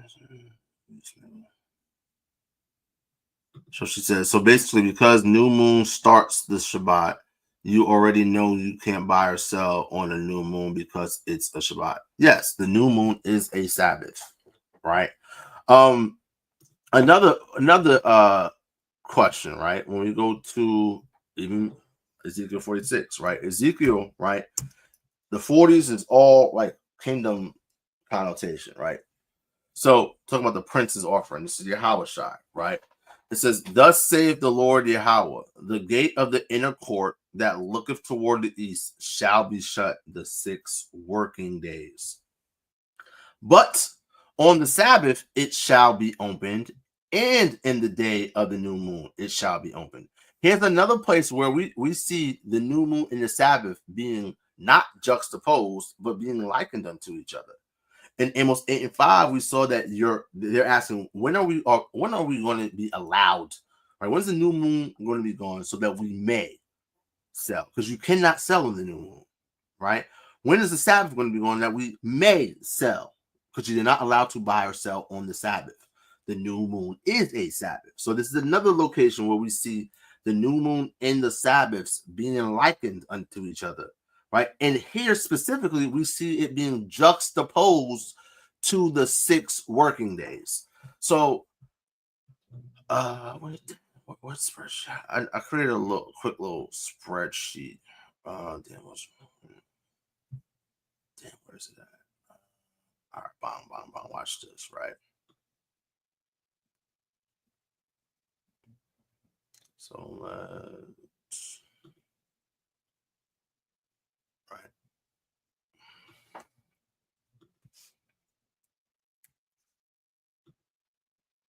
watch this, right? I'm gonna remove this. Actually, boom, stop screen.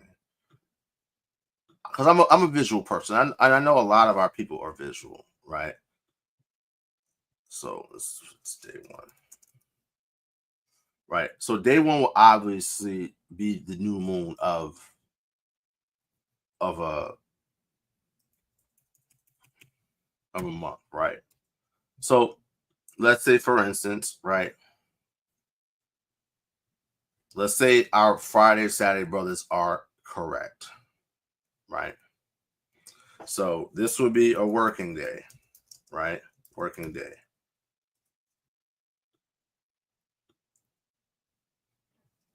Watch this. Working day, 6 days, Shabbat, right?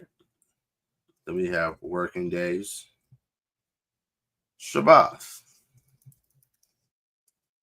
We have working days, we have Shabbat. We have working day, right? Shabbat, right? Let's say they're correct, right?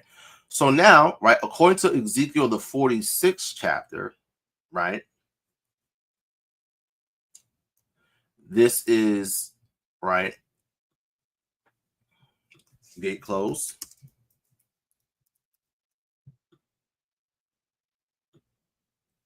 Oops. the gate should be closed, right?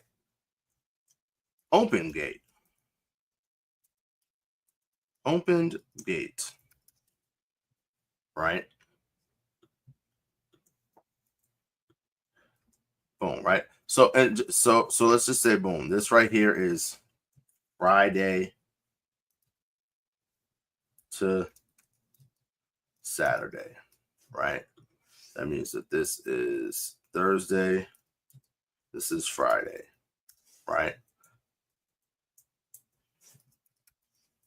Right. That means that this is Wednesday, right? This is Thursday. This would be Tuesday. This would be Wednesday. This would be Monday, Tuesday, right? This would be Sunday. This would be Monday. And this would be Saturday. And this would be Sunday, right? So according to our brothers and sisters who keep the Friday to Saturday Sabbath, right? Saturday to Sunday is the first day, right? Day 1, day 2, day 3, day 4, day 5, day 6, day 7, right? Is your Sabbath, right?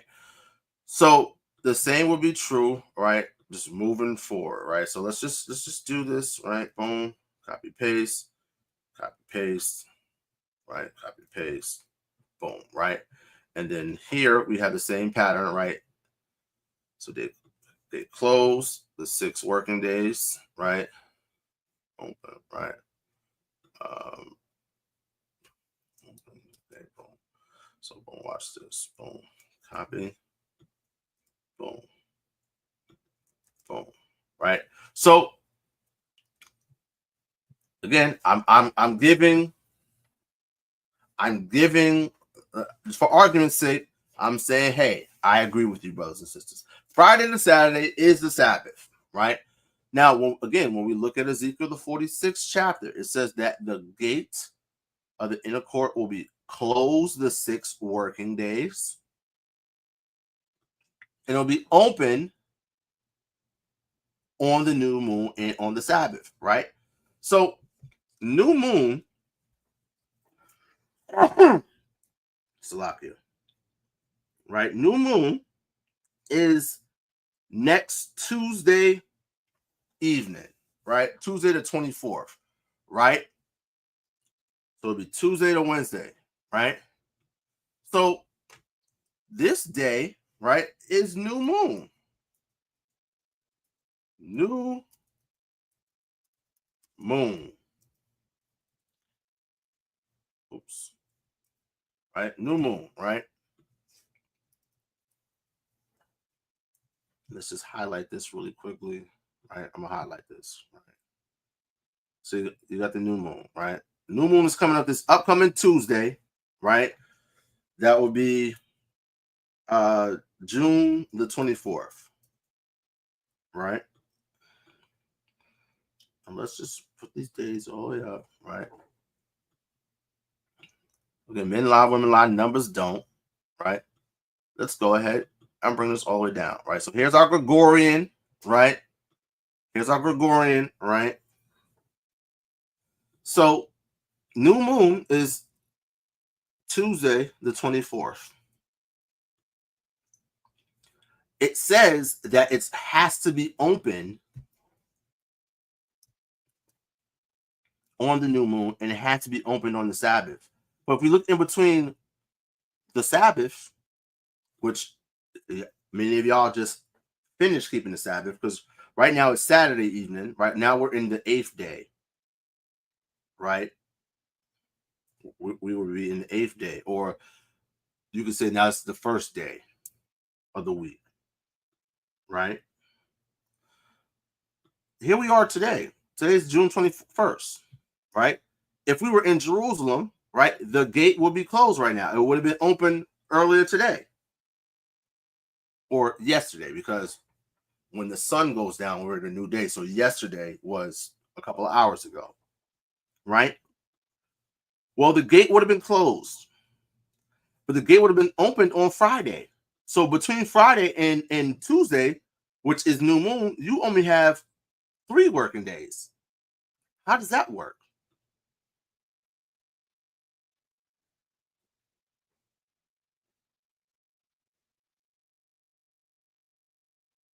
How does that work? It doesn't work because Friday to Saturday is not the Sabbath. I'm going to read it again, right? Turn with me, family, to the book of Ezekiel, chapter 46. Let me get an amen when you're there, right? Taking it back to church, right? So again, let's just look at the Bible, right? Let's look at Ezekiel, the 46th chapter, right? Again, Isaiah 8:20 says, to the law and to the testimony, if they speak not according to this word, it is because there is no light in them, right? The law is our light, right? So the testimony would be the prophet. So, thus saith the Lord Yahawah, the gate of the inner court that looketh toward the east shall be shut the 6 working days. But, so contrary, like today we had a sister, right? We were trying to get her to get understanding. She would say that she agrees, but then she'll say, but. Every time you say but, it contradicts what you just said before it, right?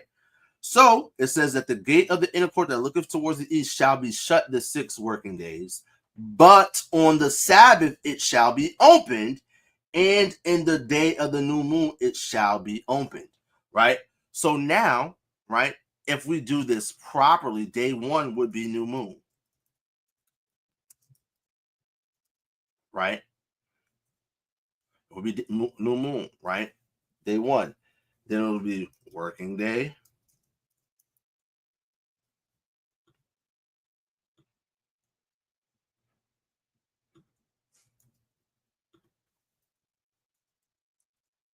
And then we would have our Sabbath.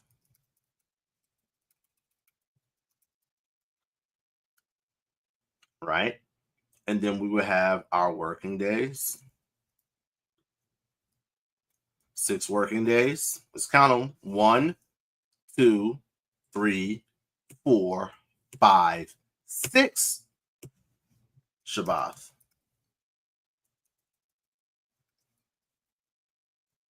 Working days, Shabbat, right? 6 working days, right? And then you wait to the next new moon, right? You work to the next new moon, and that reconstitute your cycle, right? So now, right, let's insert here, right? I want to just right. So it should be opened gate, and then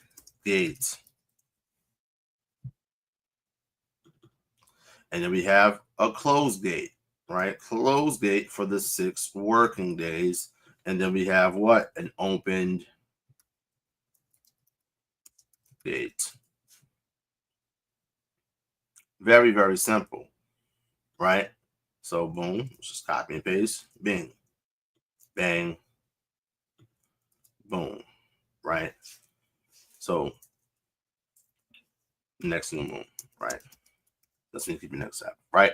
So again, with how we're teaching it, right, based off of Sirach 43, verses 6 through 8, including Amos the 8th chapter, 8 and verse 5, including Ezekiel the 46th chapter, right? Where we see that we're prohibited, right? It's a clear prohibition of buying and selling, engaging in commerce on the new moon and on the Sabbath. And the only day that we're told that we're not allowed to engage in commerce is on the Sabbath. With that said, the only logical conclusion is to say that the new moon is a Sabbath, right? Because they're treated the same, right? Now, obviously, on the new moon, because it's like, yes, it's a Sabbath, right? But it's the first Sabbath. So there's extra sacrifices that happened on that day, right? I saw some silly nigga, right, who thinks he's very smart. One of the dumbest niggas I've ever encountered, ever in this truth, right? And just in life in general, right? Nigga's been running his mouth on Instagram for the past day or two, right? Because he's mad because I posted about this video that I was getting ready to go into, right? That nigga's going to get his day. Trust and believe, right? But today I'm not even going to focus on this silly nigga, right? So it's very simple, right? We have our 6 working days, right, in between our new moon and our Sabbath, right, where the gate of the inner court that looks towards the east has to be opened on these days. They're open and then it's closed the 6 working days. Again, 1, 2, 3, 4, 5, 6 working days. But if we are following what our brothers and sisters, right, who keep the Friday to Saturday Shabbat, right, if we're doing what they're saying, right, oh, it's every Friday to Saturday, right, the gate would be closed, right, it would be closed on June the 14th, right, it would be closed on June the 15th, on the 16th, on the 17th, the 18th, the 19th, right, these 6 days. On the 20th at even, right, it will be open because it's now the Shabbat, Friday evening, right? And then it will be closed Saturday evening. It will be closed Sunday evening, right? It will be closed Monday evening. But then it got to get open on Tuesday evening. Oh, where's the 6 working days in between the Sabbath? It has to be closed 6 working days. So what are we talking about? Again, Friday to Saturday just is not the Sabbath. I don't know how else to put it. It just isn't, right? What you have to do is come to grips with the fact that you're keeping the Sabbath every Friday to Saturday out of convenience sake, not out of righteousness sake, not out of what the Bible actually teaches. You've just been taught this, right, from, these various different camps, right? And your Sabbath is the same as the Jewish man's Sabbath.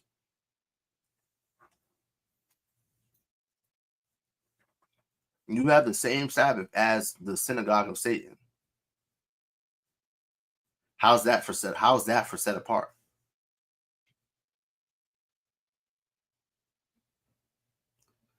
Brother Shar of War, that is the brother Jake Juvel, right? Jake Juvel, brothers out of Toronto. The song is called Matthew 4:4 freestyle. It's on Instagram. It's on Apple Music. It's on Spotify. It's on SoundCloud. It's also on his YouTube. Yeah, listen, bro. Here, as you can look here at the bottom of the screen, right? Again, here our motto here at the House of Bread. Right, as man should not live by bread alone, but by every word that proceeded out of the mouth of God. Right, that's our motto, Matthew 4:4. Right. So when I saw that the brother had this song called Matthew 4:4 freestyle, and the brother's just going crazy, I said, "Oh yeah, listen, we gotta do this for the intro, right? Got to do that for the intro track, right?"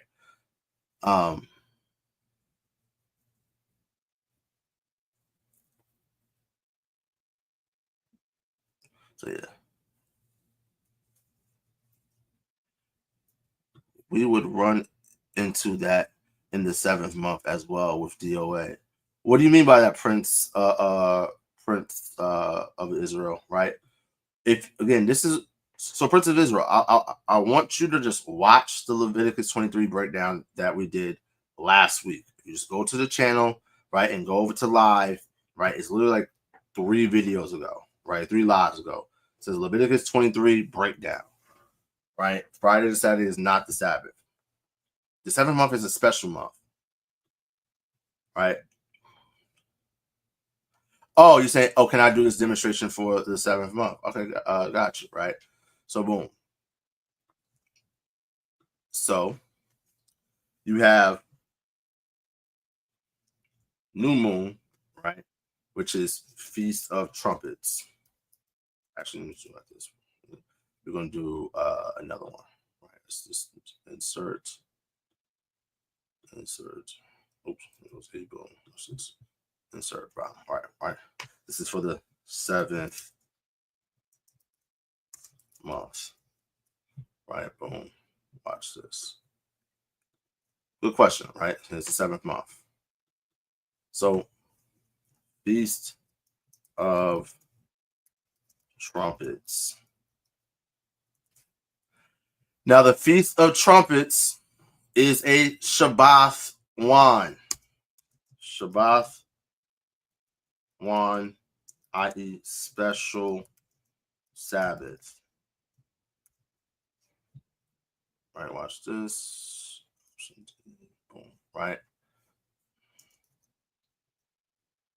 Watch this, right? Boom, right? Special Sabbath, right? Then you have working day.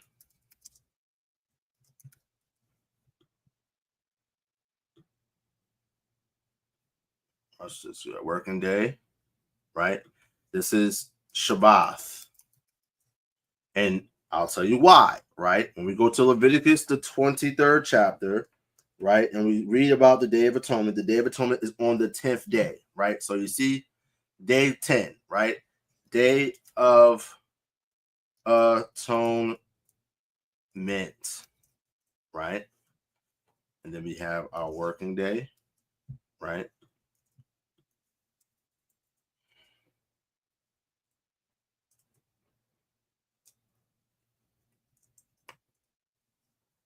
This right here will be FOT, Feast of Tabernacles, day 1. It's a Shabbath one, i.e. special Sabbath, right? Let's put this right. So boom, right? So this will be the 7th month, right?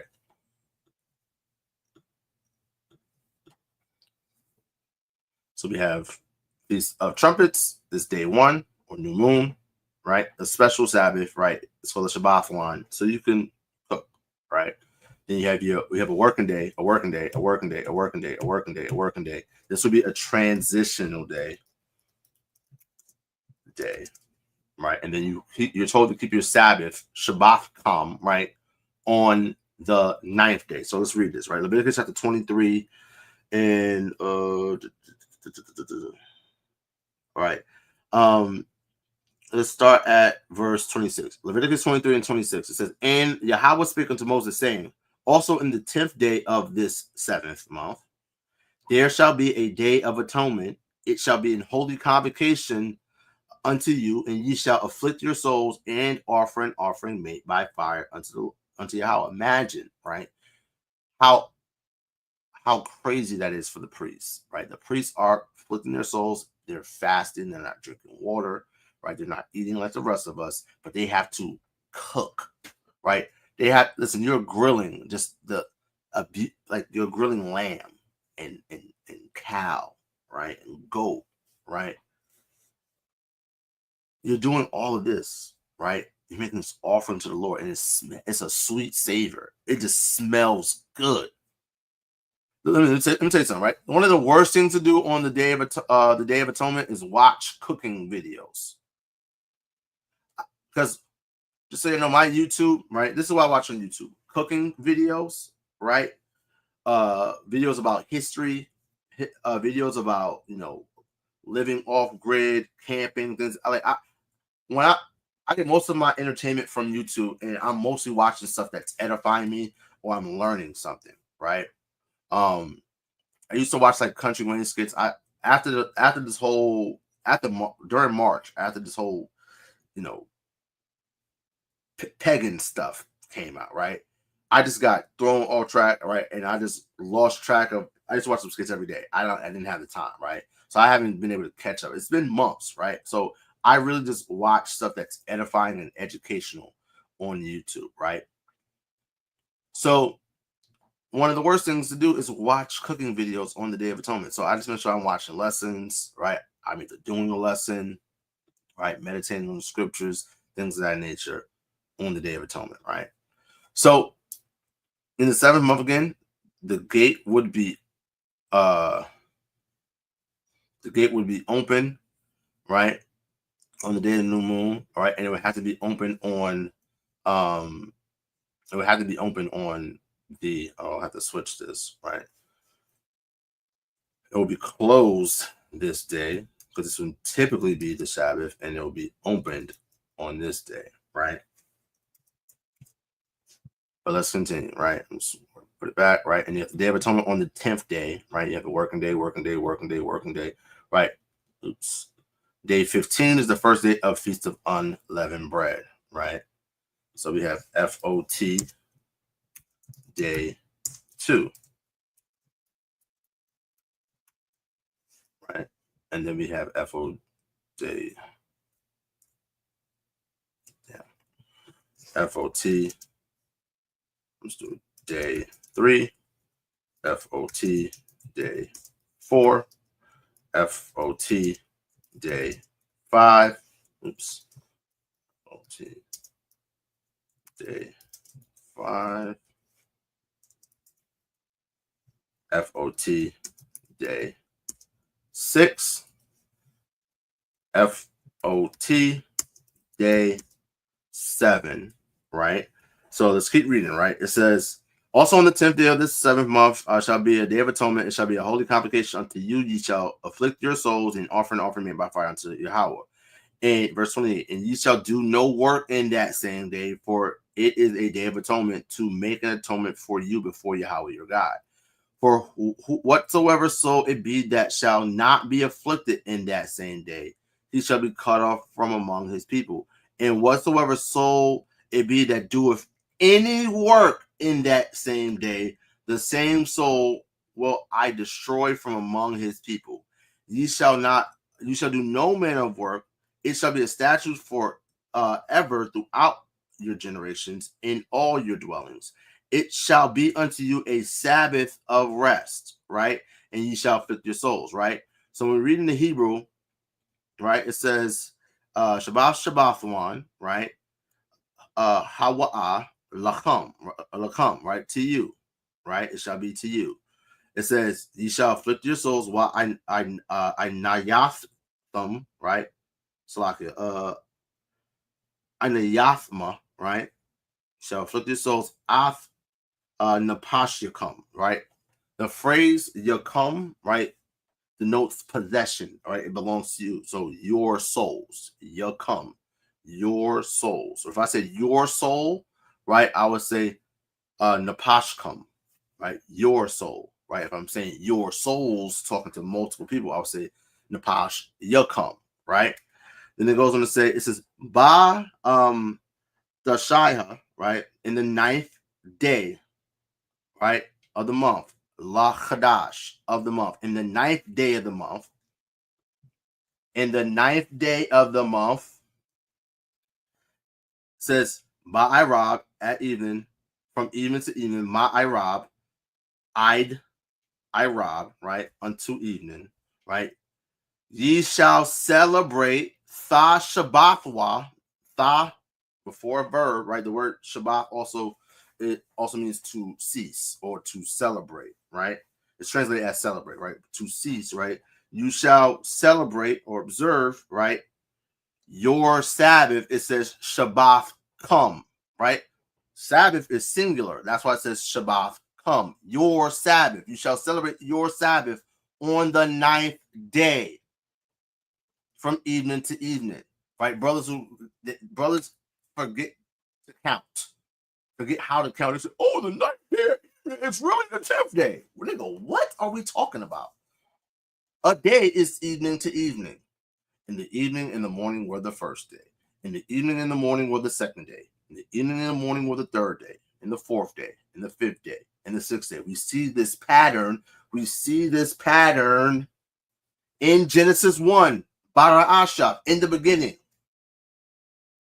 So again, day 1 is the new moon, right? New moon. It's a Shabbat.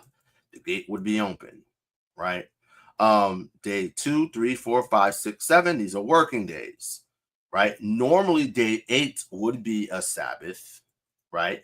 But in the 7th month, right, it's a transitional day because we're told to celebrate our Sabbath, right, on the 9th day from evening to evening, right? And that just shows that the Sabbath is not 12 hours, as some idiots in this nation teach, right? So this is when you keep your Sabbath on the 9th day. Why? Because it's right before the Day of Atonement. It's just a special month, right? And then you have days 11, 12, 13, 14, right? Day 15, right? That would be your feast of first day of Feast of Tabernacles, right? Day 1. It's a Shabbat one, i.e. it's a special Sabbath, right? And you are told that you can you make an offering to the Lord by fire, right? The restrictions for Shabbat one, all right, it includes everything else with the exception of cooking, right? Kindling of fire, right? Verse 33 in Leviticus 23 says, "And the Lord spake unto Moses, saying, Speak unto the children of Israel, saying, In the 15th day of this 7th month shall be the Feast of Tabernacles for 7 days." The Feast of Tabernacles for 7 days, right? On the first day shall be a holy convocation, ye shall do no service work therein. 7 days ye shall offer an offering made by fire unto the Lord. It says, on the 8th day shall be a holy convocation unto you. Ye shall offer an offering made by fire unto the Lord. It is a solemn assembly, and ye shall do no servile work therein. So this would normally be a Shabbat, right? On any other month, but this is a Shabbat one, right? This would be a Shabbat one, right? I.e. special Sabbath, right? Okay, right? And then this would be, it says, these are the feasts of the Lord, which he shall proclaim to be holy convocations, to offer an offering made by fire, a burnt offering, and a meat offering, a sacrifice and a drink offering, even everything on his day, besides the Sabbaths of the Lord, besides your gifts, and besides all your vows, and besides all your free will offerings, which ye give unto the Lord, right? It says, in the 50th day of the 7th month, when ye shall gather in the fruit of thy land, right? Again, the Feast of Tabernacles is also known as the Feast of Ingathering unto the Lord. 7 days. On the first day shall be a Sabbath, and on the 8th day shall be a Sabbath.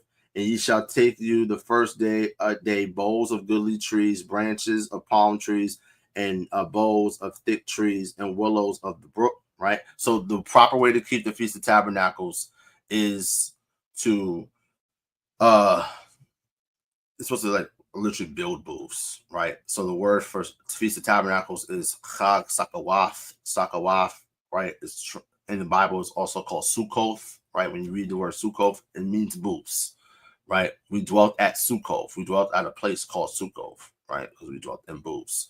And the reason why we're told to keep the Feast of Tabernacles is to remember that we did that, right? As we were wandering in the wilderness. So let's get back to the video, right? Because I want to get to the part. It's a part where apparently these brothers went crazy. So new moon is dark. A week later, it's a half moon. Another week later, it's a full moon. Another week later, it's back to a half moon. And then around another week later, it's back to a new moon. It falls perfectly in line with what is given to us in Torah. I think it's the wherever you see programming, that is an indication that there's a programmer, like programming within seeds, even programming within the stars. And I'm rocking with you there. And I'm not taking any offense to this. I think this is good, letting the word come out, and us just kind of again exploring this together. The people who are listening, those who get convicted, those who feel strongly will continue to feel strongly in that position. But if I'm hearing you correctly, the way that you keep the Sabbath is new moon is Sabbath day, day 1 Sabbath, and then you count 7 days after that until the next new moon. Is that right? Yes. So the first Sabbath of the month is the new moon. Then a week later is the next Sabbath. Week later, next Sabbath. Week later, next Sabbath, and then whatever day the next new moon falls on, that's the Sabbath for that month, and you just repeat that cycle monthly. Count. Do you find in following that it always fits perfectly? Like, let's say you come to the end of the month, right? As far as a new moon starting versus a Sabbath starting, like, you find it perfect 7, 7, 7, 7. Do you find that? What's your experience? When you like 7 days in between each one? Right. Let's just say. He's asking about transitional days. Yeah. There you go. Yeah. No, we see transitional days in the Bible, and we see transitional days even in archaeology. There is a administrative calendar from Judah from about the 7th century BC, and it has the days of the months on this stone calendar, but it has transitional days on that, showing you that we always knew this and we always kept it like this. And for somebody in the chat who said if you follow the new moon, then you lose track of the seasons. Every ancient calendar, even modern calendar, have to so the Gregorian calendar will have leap years, right? And what these are for, and we would add second and dark. Second Adar is historical fact. If you do not add that 13th month, and within the years of the Jubilee, then everybody's seasons would be in the wintertime. The Passover would be in the wintertime. So you have to understand which year has 13 months in it. They'll have 13 moons. And that's how you know when to do to Adar. This is called calendrical science, my man. Go ahead, Hasad. Gotcha. Thank you for bringing that out. Go ahead, Hasad. No, I don't have anything to say. I think I already okay. Cool. I want to get to it's a. I was talking about specific dialogue. We didn't have. Nigeria. Just what do you mean? Provide exemption letters to brothers, and I've had that happen. Hey, Shalom, Shalawam. Y'all some Shabbat. What's Shalom, what's going on? Man, not too much, man. Now, you know, I had to jab y'all a little bit because y'all jab, y'all a little jab, you know what I'm saying? But y'all dropping that left hand though after you throw the jab, you know what I'm saying? But now look, check it out though. I'm just saying that, you know, last time I checked, man, we ain't gonna judge a brother in meat or drink, you know what I'm saying? And you know, saying that brothers are wrong because they keep the Sabbath on a different day. I don't think that's accurate. I think it's great to have confidence in what you teach. I think it's great to have confidence in that and to believe that you are right in what you're doing. I think that's great. But to say that somebody's all right, so I see the Sister Masalah. She says, how do you number the days for Pentecost with lunar calendar? Isn't it supposed to be 49 consecutive days? So again, right, I'm gonna tell everyone, right? I go into this in depth here in Leviticus in this breakdown. Full breakdown of Leviticus 23. The Sabbath is not Friday to Saturday. I literally count out the days, right? So when you read Leviticus, the 23rd chapter, right? Leviticus 23rd chapter, right? Verse 10 says, speaking to the children of Israel, say unto them, when ye be come into the land which I gave unto you, ye shall reap the harvest thereof. Then ye shall bring a sheaf of the first fruits of your harvest unto the priest, right? Talking about your grain, right? You bring a sheaf of your first fruits unto the priest. And he shall wave it before Yahawah to be accepted to you on the morrow after the Sabbath. The priest shall wave it on the day after the Sabbath. Now, what Sabbath? This is coming after what? Right? We don't have Passover, right? Then we don't have Feast of Unleavened Bread, right? You got day 15, which is the first day of Feast of Unleavened Bread. Day 7, which is day 21. Right, day 7 for the Feast of Unleavened Bread will be the 21st day of the month, right? The 22nd day would be your Sabbath, right? So your Sabbaths fall on the 1st, the 8th, the 15th, the 22nd. Then you wait till the next new moon. So the day after the Sabbath, right? So the day after the 22nd will be the 23rd day of the month. That's when you will bring that sheaf to the priest. He would wave it, right? And from there, it starts your count, right? It says, and you shall offer that day when you offer the sheaf, and he lamb without blemish of the first year for a burnt offering unto Yahawah. And the meat offering thereof shall be 2 tenth deals, right? Let's skip here, right? It says, you shall eat neither bread, right? So you would not be able to eat bread technically, right, until the 23rd day, right? It says, you shall eat neither bread nor parched corn nor green ears until the self same day that ye brought the offering unto your God. It will be a statute forever throughout your generations and in all your dwellings, right? Now, notice how it says green ears, right? Green ears, right? That lets us know that we're in a bib, right? That means that the harvest is not fully ripe yet, right? Hence why you're bringing the first fruits of your harvest. Whenever you deal with agriculture, right? Planting things, right? Some seeds are going to germinate, right, and grow and mature faster than others. Right, so you're going to have first fruit, like the first fruits of what would be your harvest. You bring that sheaf of that grain to the priest. He waves it on the day after the Sabbath, which will be the 23rd day of the first month. Right, you're not allowed. You wouldn't be able to eat bread until that day. Right, it says nor parched corn nor green ears. Right, because you can eat, underdeveloped plants. Right, you ever heard of people eating microgreens? That a micro kale is just a seedling of kale. That's what it is, right? So then it says, "Ye shall count unto you from the morrow after the Sabbath, which will be again the 23rd day, from the day that ye brought in the sheaf of the wave offering. 7 Sabbaths shall be complete." You count 7 Sabbaths, so you count the Sabbaths, right? And it says, even unto the morrow after the 7th Sabbath, even unto the morrow, the day after the 7th Sabbath, shall ye number 50 days. So after that 7th Sabbath, now you count 50 days. All right. So feast of first fruits or the feast of weeks, right? You start your count by bringing that sheaf of the first fruits of your grain to the priest. He weighs it on the day after the Sabbath, right? Which will be the 23rd day of the month, right? You count 7 Sabbaths, and the day after that, you count 50 days, right? Yahawashi says that it's yet 4 months and then harvest. There's yet 4 months and then harvest, right? When we look here at our actually boom, stop, right? Present, share screen, window, right? If you look here, right, there's yet 4 months, month 1, month 2, 3, 4, and then the harvest comes. The feast of first fruits is the feast of harvest. So feast of first fruits cannot be happening, right, 50 days after Passover. So most of the nation kept Passover on Thursday the 10th, right? Please add 50 days to April the 10th.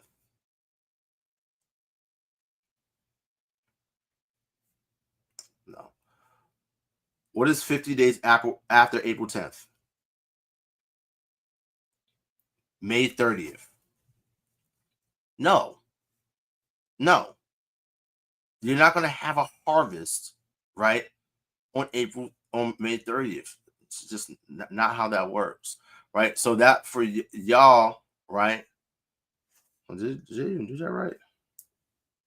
Add 50 days to April the 10th.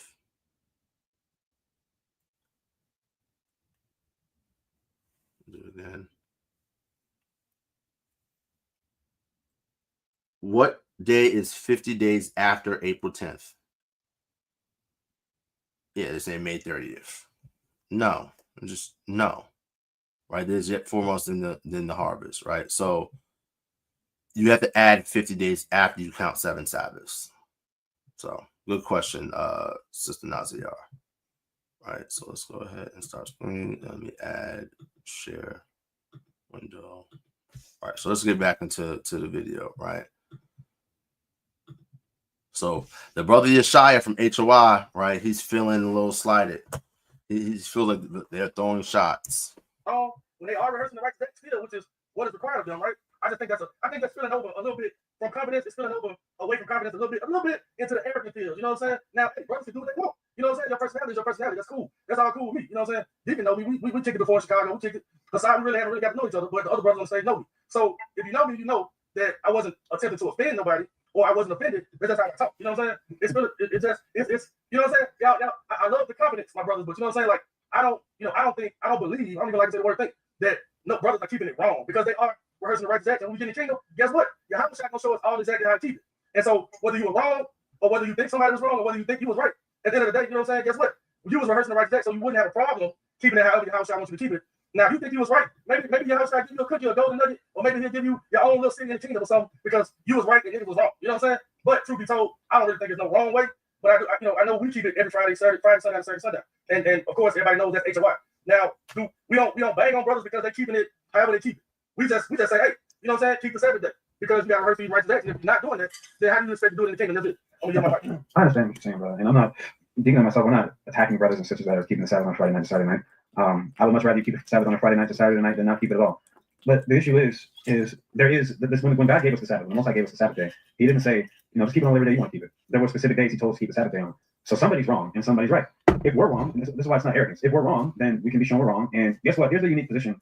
Don't pause that, bro. That made me pause. Unique position. But here's the position that we're in as brothers, Deacon and myself. We've said that we're wrong on certain things publicly. We made videos about it. I'm sure some of you guys have seen this video. So we're not arrogant enough to say, if we're proven wrong. And that is a fact, right? I have said that, hey, I was wrong, right? Literally on the feast of when we kept unleavened bread, right? I did this video right here, right? This video, right? Feed the sheep, house of bread, feast day calendar explain, right?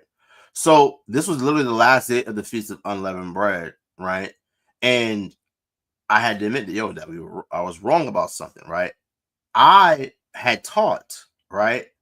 And I practiced, right? When it was getting time for Passover, right? I would get let's say, for instance, you got, I don't know, like maybe packs of cookies, right? You know what I mean? Unopened a box of cookies or some shit like that, right? You got baking soda, right? You got, you know, yeast in your house, right? I would take all of the leavening agents and anything that's already leavened. I would pack it up and I would put it in like my shed, right? Before, you know, we moved to this home and before I had a shed, I would put it in the trunk of my car, right? I remember the first Passover and Feast of Unleavened Bread I kept, I put it in my mailbox, right? I even put it, like, I used to be a property manager. I even put it in the refrigerator of one of my model units, right? I did that, right? But literally on the last day of the Feast of Unleavened Bread, right, a brother, right, had asked a question, right, and that prompted me to take a look at. I just went in my Bible. I typed in leaven, right? I just typed in the word leaven, right, and I stumbled across, right, Exodus 13:6, I believe it is. Watch this. It says, 7 days thou shalt eat unleavened bread, and the 7th day shall be a feast to Yahawah. Unleavened bread shall be eaten 7 days, right? And there shall no leavened bread be seen with thee, neither shall there be leaven seen with thee in all thy quarters, right? When we look at this word for quarters, is the Hebrew word gabawal, right? Borders, coast, bound, landmark, space, right? So it's talking about all your territory, all of your land. So me putting the leavened things or the leavening agents inside of my shed, I was breaking this and didn't realize it, right? So I had to admit that I was wrong, right? And correct it, because again, Hamashiach Yahawashi says, if you break the least commandments, right, and you teach men, so you shall be called the least in the kingdom of heaven, right? I didn't realize that I was doing something wrong, and I have taught people to do that thing incorrectly. I had to make that correction, right? So, listen, I'm not above correction, right? And the brother Deacon Hasad, they also, right, not above correction, right? And we, all three of us, right, we have admitted, hey, yeah, we were wrong about that, right? Let's make the correction. Just won't accept it. You know, we're going to will. It's not, if there's a right way to keep the Sabbath, then there has to be, by definition, a wrong way as well. I know it sounds like, I guess from your... I'll give you another again. There is a ragtag group of niggas known as the IUIC, right, that literally teach that you can cook on the Sabbath when the Bible, the Torah says, seethe what you're going to seethe and bake what you're going to bake the day prior to the Sabbath. That's why it said that there is a preparation day. The day before the Sabbath is a preparation day, but these niggas are teaching you to literally break one of the greatest commandments, right? You're not allowed to kindle a fire. How the fuck could you cook anything without kindling a fire? When we look at Numbers, the 15th chapter, right, when that man was found picking up sticks on the Sabbath day, right, he was put in ward, right? It was asked of the Lord, what shall happen to him? He said, you shall surely put that nigga to death. Everyone took him outside of the camp, right, and stoned him with stones for picking up sticks on the Sabbath day. Now, someone might say, a Christian might say, what's the big deal about picking up sticks on the Sabbath day? What was he picking those sticks up for? To kindle a fire, something that you're told not to do. The brothers of IUIC have barbecues on their Sabbath, right? They believe the Sabbath is Friday to Saturday. I have watched them literally cook things on the Sabbath, right? I actually watched Captain Tazariak selling oils and body butters on his Sabbath, which he believes is Saturday. The nigga drove down from Jersey City, where he's from, to Atlanta to save money on, trying to bring it through the airlines. He drove down and was posted up in front of their school and selling body butters and body oils, right? And people were purchasing them. That's a sin unto death, profaning the Sabbath day. If we were in our land, right, I would gather I would have threw big rocks at them niggas. And that's not hate. The law of keeping the laws of God and the judgments, that's love. Putting evil niggas to death, That's love, according to the Bible. Them niggas are evil, and they teach men to do that evil thing. Yahawashi says, if you break the least commandments and teach men so, you shall be called the least in the kingdom of heaven.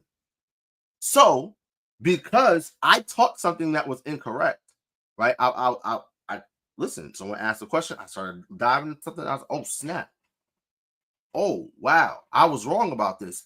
Let me correct this publicly, because I publicly taught it. And right now, I have to publicly correct it, right? Because guess what? I don't want to be called least in the kingdom of heaven. I want to be called great in the kingdom of heaven. That's why I do and teach people to keep even the least commandments.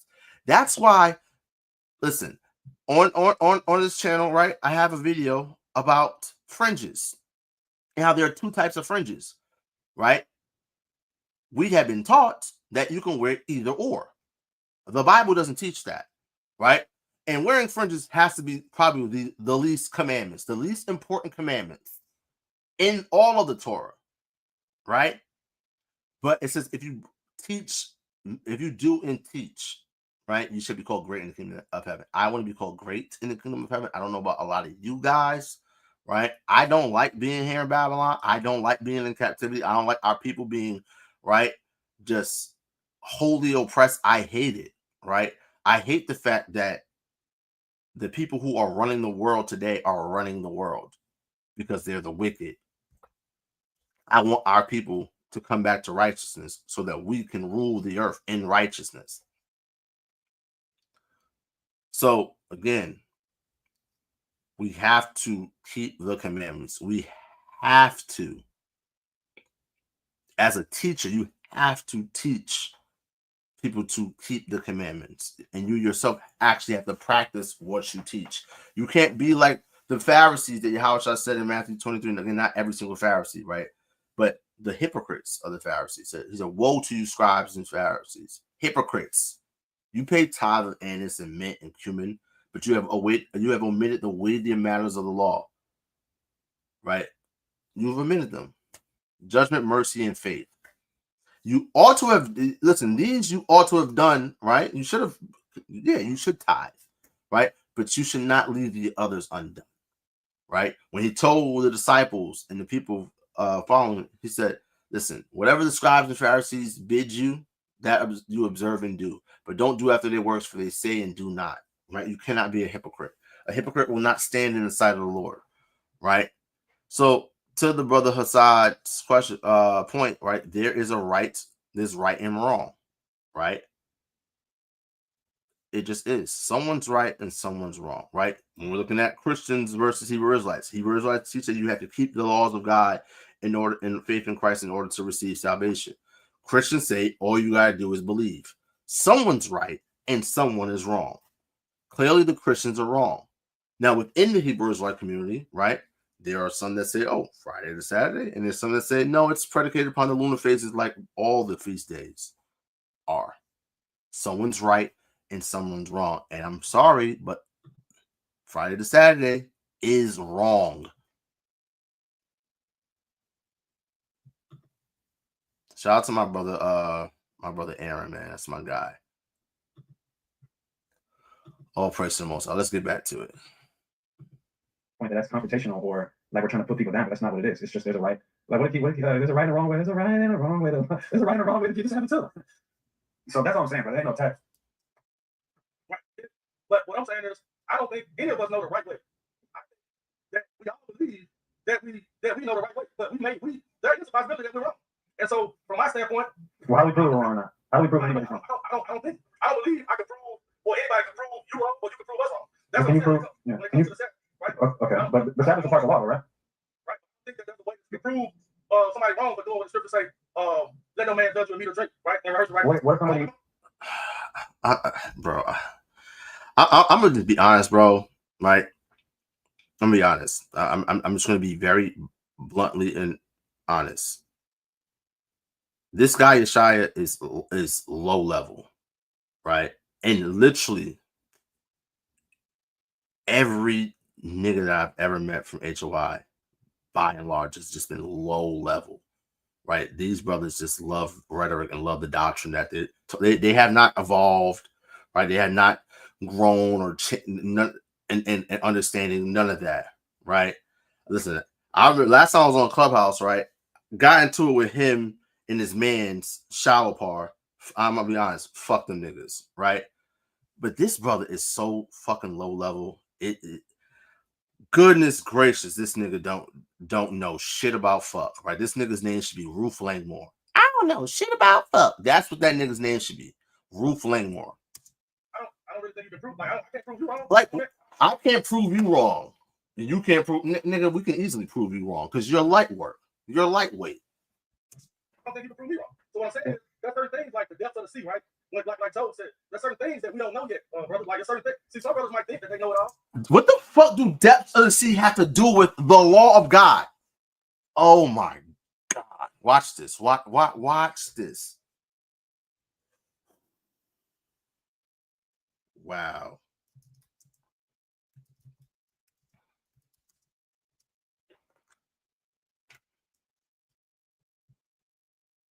Watch this. Deuteronomy chapter 30, and I'm sorry, verse 8. It says, "And thou shalt return and obey the voice of Yahawah, and do all his commandments which I command thee this day.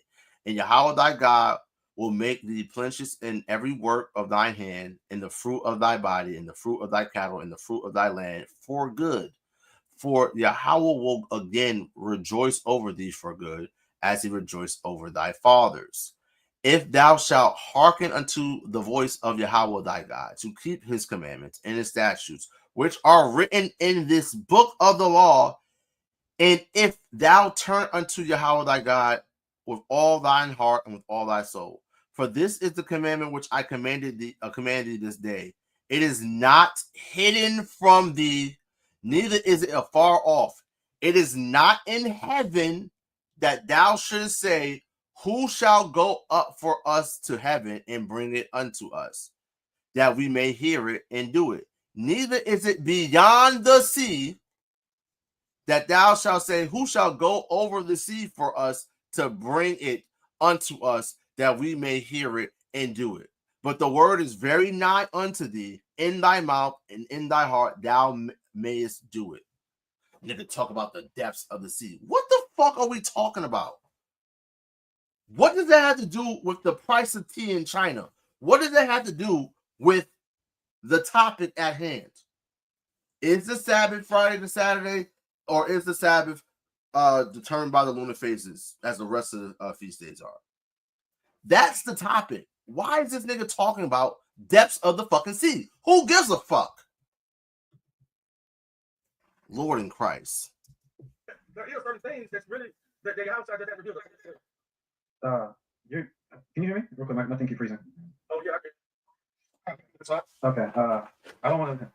Deacon, please correct me if I don't want to take his left. And this is not, again, much love to all the brothers. Here's what I'm gonna say, brother. Here's what your brother said. I don't think you can prove me wrong, and I don't think you can prove me wrong. It's not about you or me. Let me just first say that, because I don't want to get up here and say, well, actually, I can prove you wrong. But it's about the laws of God. And if we're going to tell people that they need to keep the commandments, if somebody comes up to camp and says, hey, I eat pork and I believe in the Bible, you're going to go, no, you don't. You don't believe in the Bible, because if you did, you do what it says. And it says not to eat pork. But now mysteriously, when it comes to the Sabbath, now it's like we just don't know how to keep it, but it tells us how to keep it. It literally tells us in Genesis 1:14 that God gave us the ordinances in heaven for signs, for seasons, days, and years. Sirach 43 tells us, he literally says, from the moon comes the feast days. And the Sabbath is the very first feast day listed in Leviticus 23. So I hear what you're saying, but the Bible literally tells us what day the Sabbath is.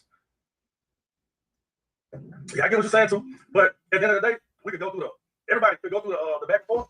But brothers still don't keep it how they keep it. And I know the point may be to influence those who don't know to keep it when you guys keep it. That may be the point of the whole thing. But all I'm saying is brothers don't agree to disagree on it. We don't. You know what I'm saying? That's what we're gonna be at. Why? Well, real quick, let me say something. I just want to say this: there have been whole entire camps who have came up off the Friday to Saturday Sabbath and are now lunar Sabbath keepers. So these conversations do work, and then some brothers will agree to disagree. So we have to try to pluck one by one of you guys out of the fire. Right. And I'm not saying you're wrong for doing whatever you're doing. I'm not saying that. But I'm saying at the end of the day, hey, the way I see it, we're just gonna agree to disagree. That's all I'm saying. And what else I'm saying though too is, it's great to be confident. It's great to be confident, you know what I'm saying, in what you teach and what you believe. But I don't think that there's a wrong way. And what you guys are saying is somebody's doing it. I don't think there's a wrong way. Oh my God. This nigga is really not smart. I'm sorry. Like, There's a brother by the name of Poetic Flacco, right? He's a brother in the world, right? He is an Israelite, but he's not a practicing Israelite, right? The brother has a clip. He says we need to tell stupid people they're stupid as soon as possible. And I 1000% wholeheartedly agree with that, brother. We must tell stupid people that they're stupid immediately. Because I'm going to tell you something. It's nothing I can't stand more than a stupid nigga that's loud and wrong, or a stupid nigga, right, that thinks he's smart. Listen, know what really grinds my gears? That. I can't stand a loud and wrong nigga, bro. It's unbearable. It really, truly is unbearable to deal with stupid niggas, right? And I think stupid niggas need to be told, bro, you're stupid. I think people, even if you're just like, listen, I'm hard on myself. When I do stupid shit, I'm like, that was fucking stupid. And I'm an idiot. That was dumb. Like, you have to do that. Like, and niggas can say whatever they want to say about it, right? Niggas can be all mad, right? Niggas can be, say, oh, you're a jerk, you're an a-hole, oh, you rub me. I don't give a damn. I'm not trying to rub no nigga any type of way, for the record, right? A dumb nigga earlier this week said, oh, this nigga rubbed me the wrong way. Nigga, I don't want to rub you. I don't rub you anyway. I don't know what you're talking about. Pause, right? Here's the clip. Watch this.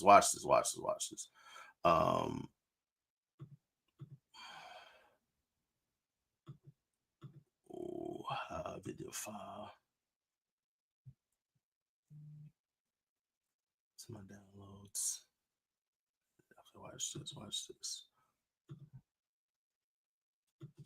Listen, We need to start telling dumb people they're dumb as soon as possible. Listen, Flacco, you really ate with this one. We have to tell dumb people they're dumb as soon as possible. Nigga, you're dumb. You're dumb, and what you said was dumb. Like, I'm not saying that smart people can't say dumb things or do dumb things, because again, right? I've done dumb things. I'm like, wow, that was stupid.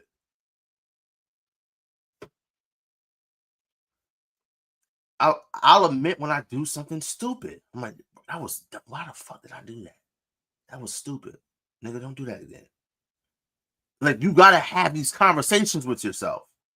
But there's niggas who love the sound of their own voice, and they love the stupid shit that comes out of their mouths. Again, let's listen to the brother Flacco. We need to start telling dumb people they're dumb as soon as possible. As soon as humanly possible, we gotta start telling stupid niggas that they're stupid, bro.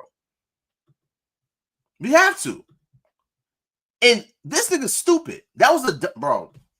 Always saying, and what else I'm saying though too is, it's great to be confident. It's great to be confident, you know what I'm saying, in what you teach and what you believe. But I don't think that there's a wrong way. And what you gotta say, if somebody's doing it the wrong way, I think you're wrong about it. That's it. I think that's wrong. But I thought there's not a wrong way. But yeah, I think you're. Oh my God, bro. Oh my God. We need to start telling dumb people they're dumb as soon as possible. Let's go back and listen to this dumb shit, right? Watch this, right? Let's go back. I'm just saying, at the end of the day, hey, the way I see it, we're just going to agree to disagree. That's all I'm saying. And what else I'm saying, though, too, is... What else I'm saying is also, too, is... it's great to be confident. It's great to be confident, you know what I'm saying, in what you teach and what you believe, but I don't think that there's a wrong way. I don't think there's a wrong way. And what you got to say, somebody's doing it the wrong way, I think you're wrong about this. That's it. I think you're wrong about telling people is a wrong way, but I don't think there's a wrong way. You just said you thought you did it wrong. Which one is it? Is there a right way or is there a wrong way?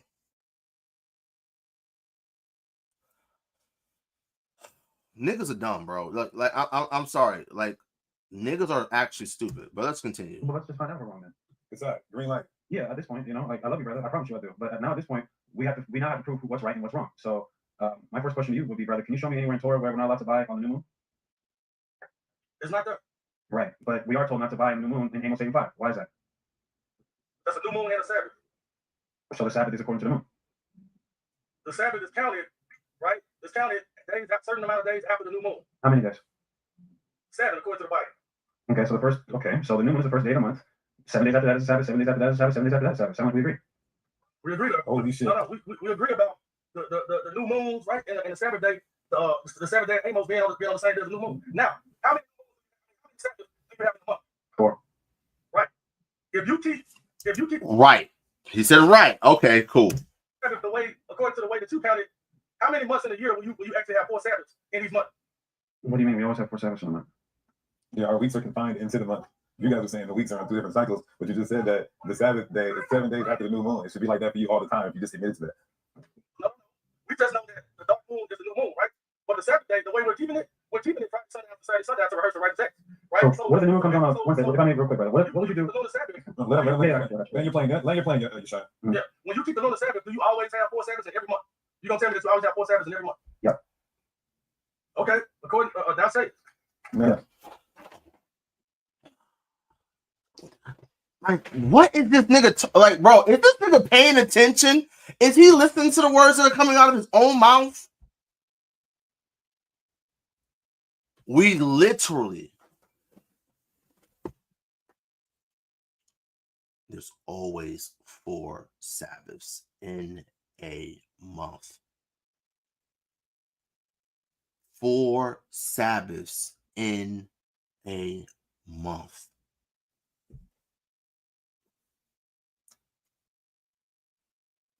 I don't know, like, how else the brother could answer his question. Like, one word, yes. There's always 4 Sabbaths a month. I was like, bro, what the fuck is this nigga talking about? Let's go back. So what if the new moon comes on Wednesday? If I may real quick, brother, what would you do? Let you playing Yashar. Yeah. When you keep the lunar Sabbath, do you always have 4 Sabbaths in every month? You don't tell me that you always have 4 Sabbaths in every month. Yep. Okay. According that's it. Yeah. So real quick, what do you do if there's a new moon on Wednesday? If there's a new moon on a Wednesday, then you still keep the new moon on a Friday. I mean, we keep the Sabbath on a Friday. But I thought that the Sabbath it's not always no. The new moon is not. If you got me wrong, if you think I said that the new moon is always a Sabbath, that's not what I'm saying. Okay, so I'm trying to understand. Earlier I asked you. That's not a cut because I didn't say that the new moon is I always. didn't say it was a cut. I didn't say it was a cut. Hey, don't worry about the comments, brother. Why are you looking in the crowd? You're looking in the crowd when there's a man swinging. You're looking in the crowd and there's a man swinging. Because I can do that because I got muscle. Hey, protect yourself. This nigga is actually retarded, bro. If you are in a fight, if you're in a boxing ring, right, and you're literally boxing an opponent who's literally throwing hooks and jabs at you, you don't have time to turn to the niggas in the audience, right? Because if you do, you're gonna get checked right in your jaw, bro. That doesn't even make sense. All time, King. I'm already thinking about stopping this. I can't. No. Go ahead. I'm just trying to, no, honestly, brother. I'm trying to make sure I understand. So the Torah does not specifically tell us not to buy and sell on the new moon, but throughout the Bible, our people don't buy and sell on the new moon. Why is that? Well, we do prepare our food on the new moon. We do do that. Do you work on the new moon? I don't work on the new moon, but if we have to Why not? if we have to prepare a feast on the new moon, guess what? Somebody might have to go buy and sell some food on the new moon. So at the end of the day, you have to get the feast done on the new moon, right? So at the end of the day, like, you know, you have to get that's where we're in this period where your house. That's where the grace comes in, right? Just like if you have a job that you cannot get off. That's not grace, bro. That's like, niggas gotta stop using the grace card like for granted. Have to stop. Niggas gotta stop. Like, this rationale it's not even rational. The new moon, you cannot get off on what you call Sabbath. That's where something called grace and mercy comes in. It ain't nobody in here super brew enough to sit here and actually say that they haven't had a job. Maybe they don't even work for nobody now and they can do what they want to do. but nobody can say that they haven't had situations where they couldn't exactly do everything exactly according to Torah, even on the new moon. I got you, brother. What we're talking about. Is it even on new moon? Okay, so let's look at new moon. Oh, don't see it in Torah, right? Let's try new moons. Oh, not there. The only place that it's even alluded to is Numbers chapter 10 and verse 10. It says, also in the day of your gladness and in your solemn days, in the beginning of your months, ye shall blow with the trumpet over your burnt offerings and over the sacrifices of your peace offerings, that they may be to you for a memorial before your God. I am Yahweh, your God. But does it say you can't buy or sell here on it? It doesn't. It's talking about blowing up the trumpet. So what is this nigga talking about? Let's go back. Maybe they don't even work nobody now. They can do what they want to do. But nobody can say that they haven't had situations where they couldn't exactly do everything exactly according to Torah, even on the new moon. I got you, brother. But what we're talking about, we're not talking about each individual and their lack of keeping the Sabbath or non-lack thereof. We're talking about specifically what the Bible says. I understand what you're saying, but I just want to make sure I don't forget the question I asked you in regards to the new moon and buying and selling. So the issue I take with that is throughout the Bible, I'll just give you one example outside of Amos 8. In Ezekiel 46:1, it says, thus says the Lord God, the gate of the inner court that looketh toward the east shall be shut the 6 working days. We agree that there's 7 days in a week. So this gate on the east is shut 6 out of the 7 days. But on the Sabbath it shall be opened, and in the day of the new moon it shall be opened. Here it separates, it does a couple things. One, it separates the new moon from the working days. When you look at work in the Hebrew word, let me pull it up, the working days. It literally means labor, work, business. So you're not allowed to buy on the Sabbath, you buy on business days. So how is it that you're saying that you're buying and selling on the new moon when the new moon is not a day that you can work at all or buy or sell or do anything? I'm not saying that we can't do it according to law. You'll be breaking the law. What I'm telling you is that it happens because some people work jobs. I'm not talking about everybody as a nation. And again, you speaking, okay, if we were actually all able to keep the law the same way. Now we all supposed to keep the law the same way. But what about the brother that has a job that if he tries to take off, he gets fired on that day? Well, I got you, but we're not talking about that though. We're just talking about specifically what the Bible says. Yeah, we're talking about when we're in our land. Let me try to tell you where we're going right now. While we're in our land, this is going to prove while we're in our land, the new moon, according to the Bible, is not a working day. So that gate cannot be open for 2 days of the week because it is not a working day. Therefore, every Sabbath would have to fall on a new moon. You said, keyword, what you said, when we was in our land, right? Yes, because you're saying what if a brother's working and all that. That's not what we're talking about. Right. We're talking about what actually determines the Sabbath. That's right. Not if there's grace on the Sabbath or not, but what determines the Sabbath. Right. We know what determines it, right? So that's what I understand what you're saying. But what I'm saying is what you He said we know what determines it. Okay, what determines it? I would really love an answer to that question. What determines it then? Is it the fucking Gregorian calendar that the white man came up with in 1582? Like, let's go here, right? Watch this. Gregorian calendar. They added like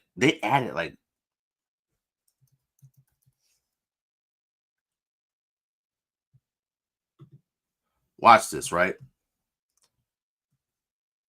I'm going to read this whole paragraph. It says, there were 2 reasons to establish the Gregorian calendar. First, the Julian calendar was based on the estimate that the average solar year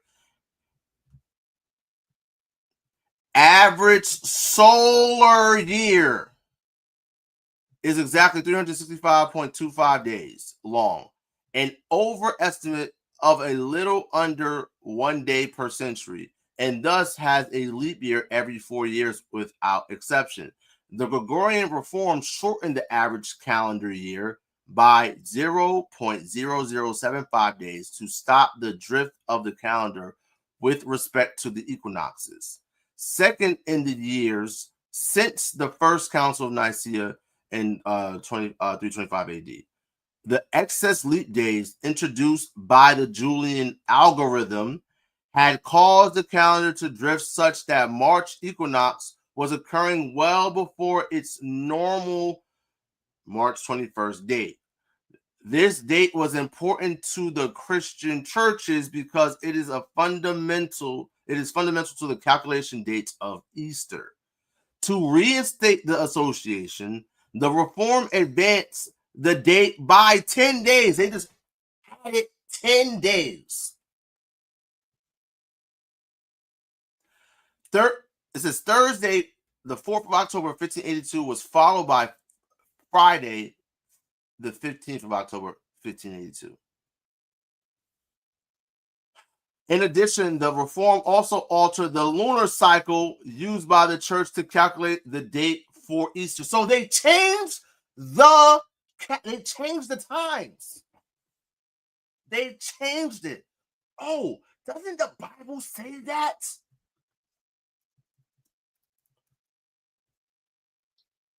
Daniel chapter 7 and verse 25.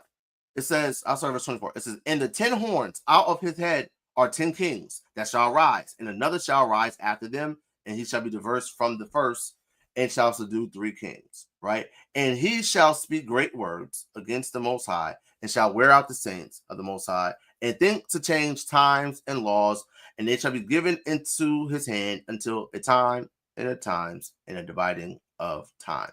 So the Roman Empire, right, in which this is the beast that is represented as a representation of the Roman Empire, they literally altered the calendar. Listen, the Gregorian calendar, your concept of Sunday, Monday, Tuesday, Wednesday, Thursday, Friday, Saturday, that's because of the Gregorian calendar, right? And because of the Julian calendar, which it updated. In the creation, right, in this alteration, right, with the Gregorian reformed, right, the Gregorian reform, these niggas added 11 days. Just added 11 random days. In addition, the reform also altered, the word alter means change, right? When you go to the dry cleaners and you get alterations, they're changing the garments that you bring.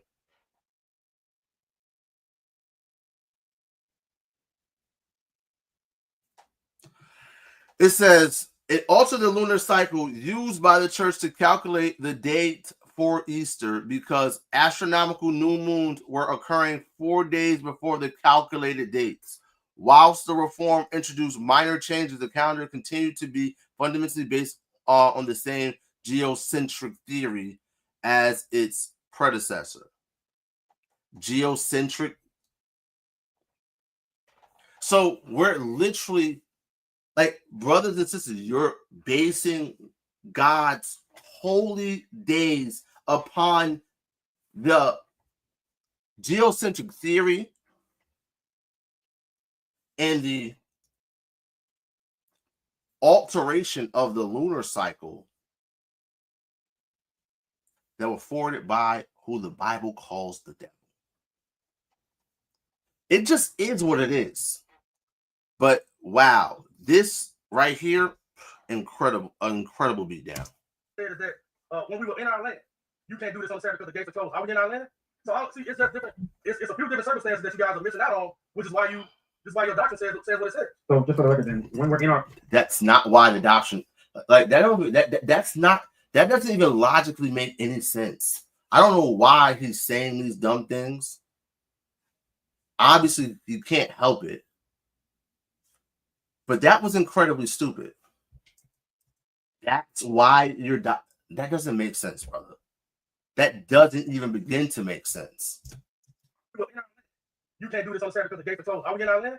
So see, it's just different. It's a few different circumstances that you guys are missing out on, which is why your doctrine says what it says. So just for the record, then, when we're in our land, the new moon determines the Sabbath. When we're in our land. No, the new moon determines the Sabbath. It doesn't. The new moon doesn't always determine. This is what I told you when we first opened up. The new moon doesn't always determine the Sabbath. But in the book of Amos, that new moon is a Sabbath and a new moon. That's what I said. What you guys are saying is something different. Right. So so in Ezekiel 46, it says that this gate on the east of the inner court is only open 1 day out of the week, on the new moon and on the Sabbath. What if the new moon falls on a Tuesday? How many days would you open up that gate? Like I'm driving. Hold on. I can't hear you. Can you repeat that? Yeah. So in Ezekiel 46:1, it says the gate that looketh towards the inner court shall be shut the 6 working days, right? But on the Sabbath and on the new moon, it shall be opened. So if the gate is shut 6 days out of the week, but it's open on the new moon and the Sabbath, what if the new moon falls on a Tuesday? How many days would you open up this gate out of the week? What? Which day? Would it be Tuesday or would it be Friday? On the Sabbath. Which one is that? Friday or Sabbath is not the new moon. It's not every new moon is not Sabbath, bro. I understand, brother. So which day? So for us, us, it will be Friday, sundown, Saturday, sundown, period. Right. So you would leave it closed. So you would leave it closed on Tuesday, but the Bible says it's supposed to be open on the new moon. Now, in that case, it's gonna be open 2 days. But it says it's only supposed to be open one day. But the new moon is not a working day. See, that's what I'm telling you. That's why we're not in our land. I mean, Okay, so in our land. So at the end of the day, brother. Wow.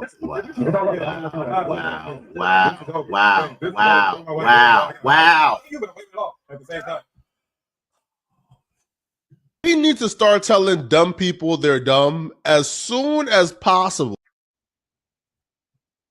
We need to start telling dumb people they're dumb as soon as possible. We have to. We have to start telling dumb people that they're dumb as soon as possible. Everything that just came out of this brother's mouth was incredibly dumb. Look at you, but I'm waving it off. I'm gonna let you land your plane. Go ahead, land your plane, and then we'll get the next brother. The towel has been thrown in. Because that's y'all doing it. But we're not in our land, so the gate is not gonna be open on the new moon because we're not in our land, right? So it's No, like you don't have a gate, brother. It's fucking obvious that we're not in our land. That is painfully obvious. They're not asking you whether we're in our land or not. They said when we are in our land. Is the gate going to be open on Tuesday? Because the new moon falls on a Tuesday. And is it also going to be open on that Friday? So between Tuesday and Friday, you have Tuesday, Wednesday. That will be because this new moon, right? New moon comes in, right? Tuesday evening, right? The new moon literally is coming this upcoming Tuesday. Song of Judah. Wrong, right? Let's go to the Bible. Let's go to the Bible. Ezekiel 46. Thus saith the Lord God, right? It's not thus saith Ahrayahla. Thus saith my Lord Yahawah. The gate of the inner court that looketh toward the east shall be shut. It will be shut the 6 working days. But, or contrary, on the Sabbath it shall be opened, and in the day of the new moon it shall be opened. So, with that said, the new moon and the Sabbath are being juxtaposed from the working days. If anyone doesn't know what the word juxtapose means, right? Let's look it up, right? Juxtapose. Place or deal with close together for contrasting effect. Place or deal with close together for contrasting effect, right? Contrasting means different. They're contrasted. The new moon is different from a working day. The new moon is not a working day. Thus saith the Lord. Let's go back. The gates of the inner court that looketh towards the east shall be shut, closed, the 6 working days. It's closed on the 6 working days. It's open on the Sabbath, and it's open on the day of the new moon. Closed 6 working days, open on the Sabbath and the new moon. Clearly, the Sabbath and the new moon are different from the 6 working days. So, if the new moon comes in on a Tuesday evening, right, as it is coming in this upcoming Tuesday, the gate would be open. So it'll be open from Tuesday to Wednesday, right? Then it will be closed Thursday to Friday. And then it's open again on Friday to Saturday. That's why are there not 6 working days in between? This right here is the ace in the hole. Like a Friday to Saturday keeper cannot explain this. It has to be closed 6 working days, and it has to be open on the new moon and on the Sabbath. That's letting that right there is letting us know that the new moon is a Sabbath. Not every Sabbath is a new moon, right? Because there's only one first day of the month, i.e. new moon. New moon is the first day of the month. 7 days later, right? You have 6 working days. So day 1, new moon. It's a Sabbath, right? Then you have day 2, 3, 4, 5, 6, 7. Count them. 6 working days, and then day 8 will be the 7th day. With this model, the gate will be open on new moon. It will be closed the 6 working days, and it will be open on the 8th day. Very, very easy and very, very simple to understand. But this brother clearly does not know what's going on. Town has been thrown in. But we're not in our land, so the gate is not going to be open on the new moon because we're not in our land, right? So it's we don't have the gate, brother. We understand that. But we don't have the gate, brother. So it's going to be on the Sabbath. We don't have the gate, brother. Hey, listen, you have the authority. We don't have the gate, brother. No shit, Sherlock. Duh, Captain Obvious. The temple is not standing. But regardless of that, in the kingdom, when the temple is established, the Lord's telling us that the gate of the inner court that looketh towards the east will be shut on the 6 working days. Okay. Con. All right, I got you, brother. Song of Judah. Con, I got you, King. Right? He said, no, we just have to tell people they are stupid, is what I was saying. All right, Con, listen. Let's hear it We again. need to start telling dumb people they're dumb as soon as possible. As soon as possible, bro. I'm with you, King. Right?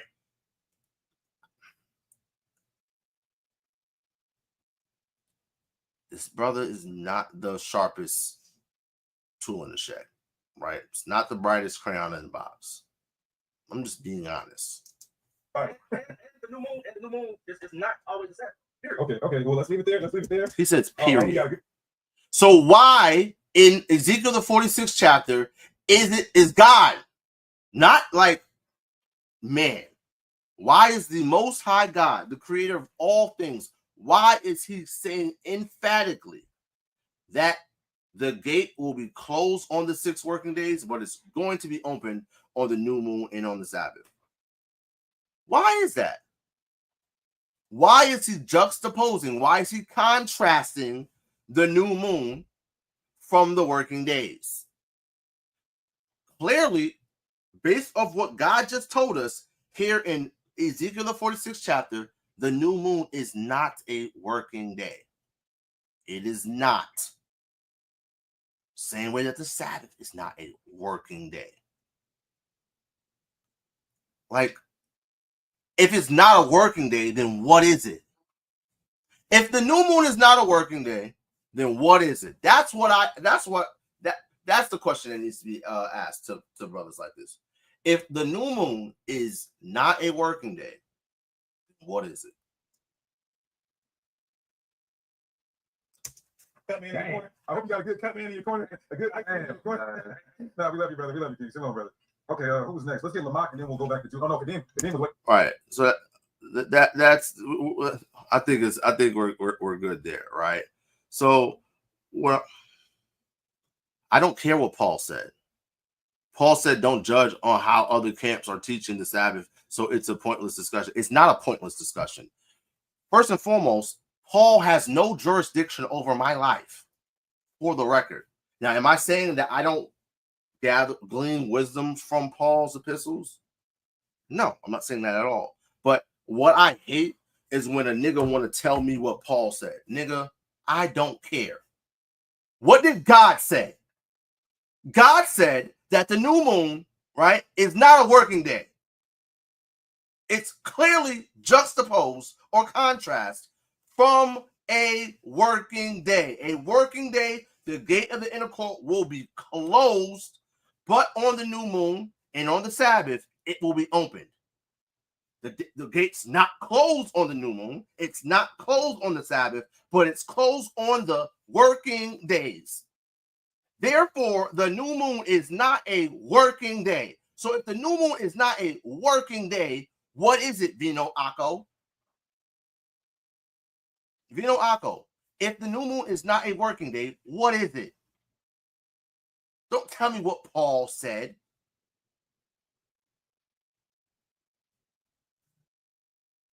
Yahawashi says, judge righteous judgment. Our righteousness is the law. So again, where in the law does it tell us that you cannot buy or sell, all right, engage in commerce on the new moon? I'll wait. Why does God say that the new moon is juxtaposed to the working days? Why is it? Why?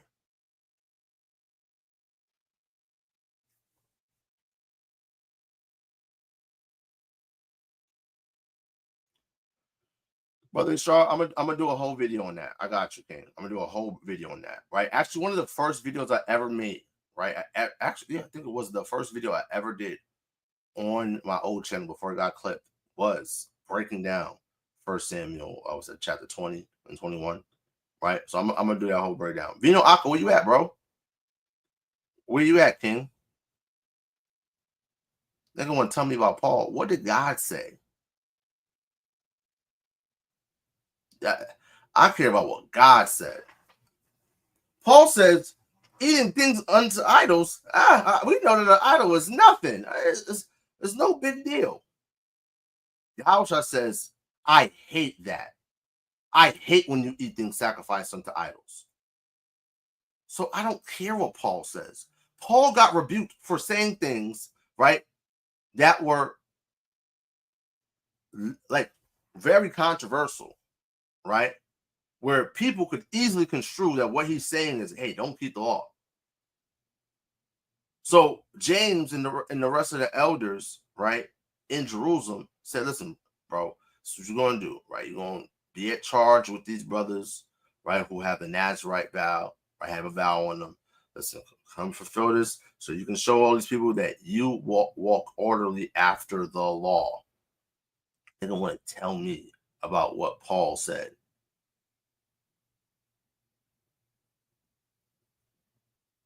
Like, come on, bro. Like, look, what are we talking about?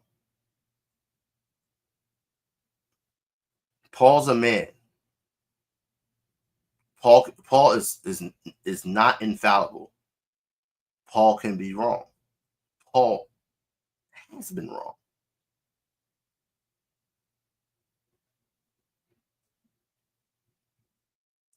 Vino Akko, right? You said you stepped away. All right, cool. I'm gonna ask you again, right? So you're telling me about what Paul said. Why is God telling us that the new moon, right, that it's different from the working days, right? He says the gate of the inner court that looking towards the east shall be shut the 6 working days, but, or contrarily, it will be open on the Sabbath and open on the new moon. If the new moon is not a working day, what is it? That's my question to you, brother Vino Akko. If the new moon is not a working day, what is it?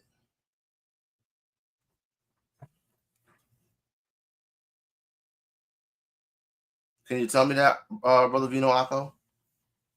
If the new moon is not a working day, what is it?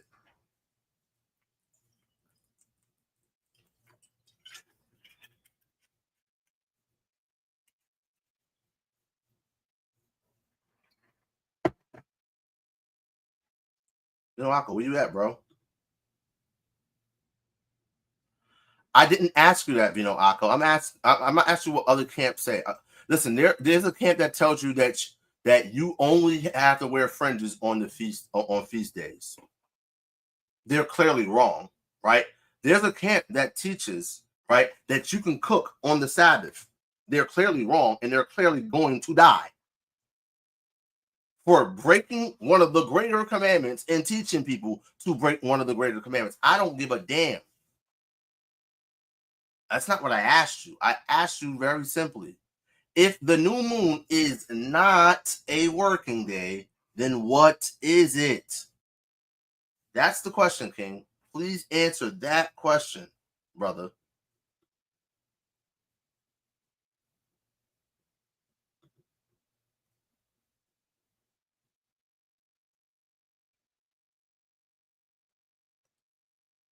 Where you at, Vino?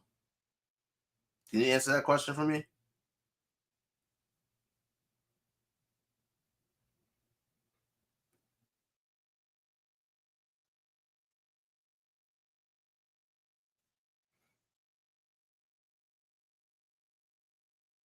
Vino Akko. Where you at, bro?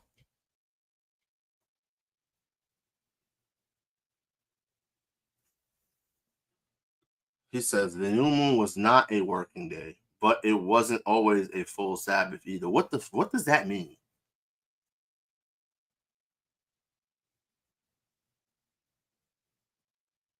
What does that even mean, bro? The new moon was not a working day, but it wasn't always a full Sabbath either. What does that even? That doesn't make sense.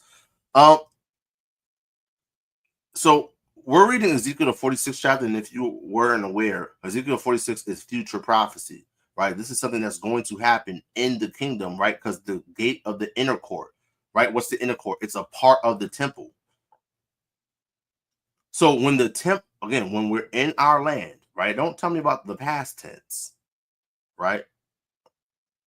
Talking about, let's either talk about present tense or future tense, right?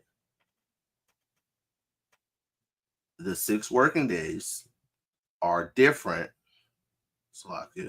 from the Sabbath and the new moon. If the new moon is not a working day, which it clearly is not, because the gate is opened on the new moon and it's closed on the 6 working days. If the new moon is not a working day, then what is it, Vino Akko?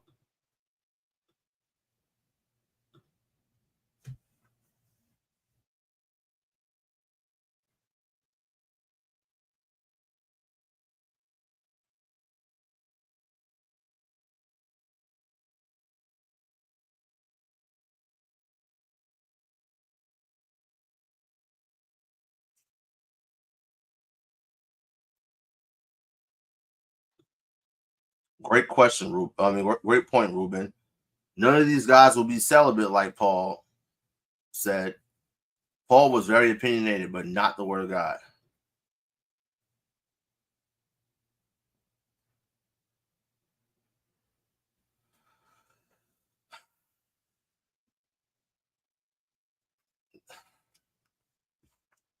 Brother.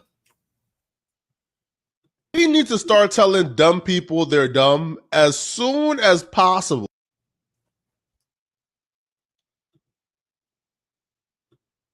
Like, it's like a sacred day of celebration, not always a Sabbath.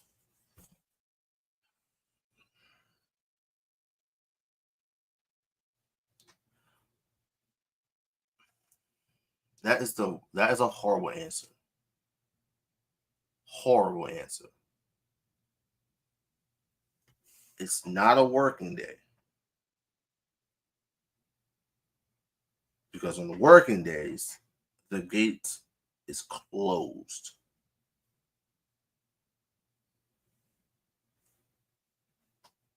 The new moon and the Sabbath day, the gates will be opened. Closed 6 working days, open Sabbath and new moon.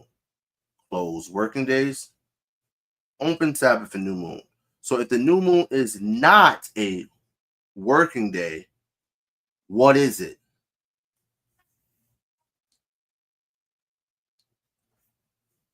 And there you have it, people. Like, if you have been indoctrinated, right, with this idea that the Sabbath is Friday to Saturday every single week after week after week after week after week after week after week after week. The same thing that the Jewish man does, right? The Revelation 2 and 9ers, right? You have the same Sabbath as the Revelation 2 and 9ers, who the Bible calls the residue of the heathen. We were called to be a holy people, which means separate and set apart. How can you be separate and set apart but have the same Sabbath as the synagogue of Hashatan? How can you be separate or set apart if you have the same Sabbath, right, as the residue of the heathen? You can't. And again, the new moon is not a working day because the new moon is a Sabbath. It's a Sabbath. Simple. So not only will the gates of the temple, right, of the inner court that look towards the east, not only will it be open on the new moon and on the Sabbath day, juxtaposed to it being closed on the 6 working days, right? Our ancestors, right, the evil rulers of our nation, right? They had this question, man, when's the new moon going to be going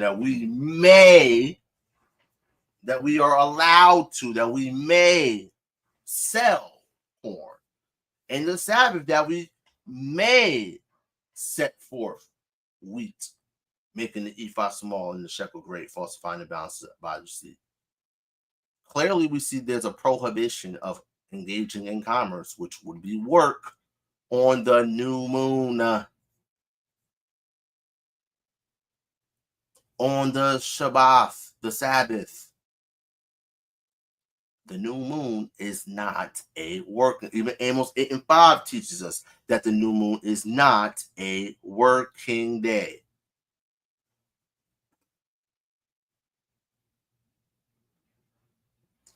I got you, Sister Masalah. So, like I said, I'm gonna do a full video on that, right? I'm gonna do a full video breakdown of 1 Samuel, the 20th chapter, right? To put things into perspective, so brothers and sisters can clearly understand, right?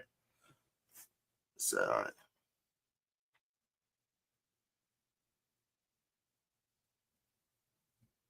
I know I have a better understanding than Paul.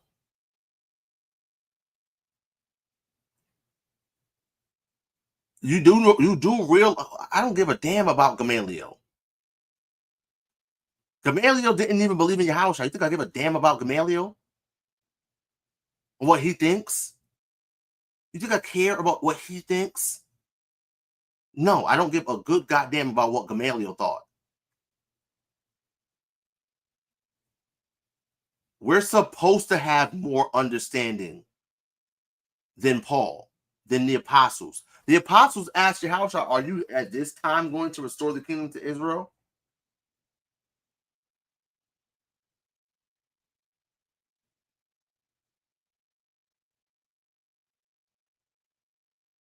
They asked him that because of their understanding. They thought they were in a point in time in history, right? And that certain prophecies were fulfilled. And obviously, right, the kingdom was not restored. It's obvious. We're in captivity, right? The Bible says, right? The Bible says, Daniel chapter 7, right?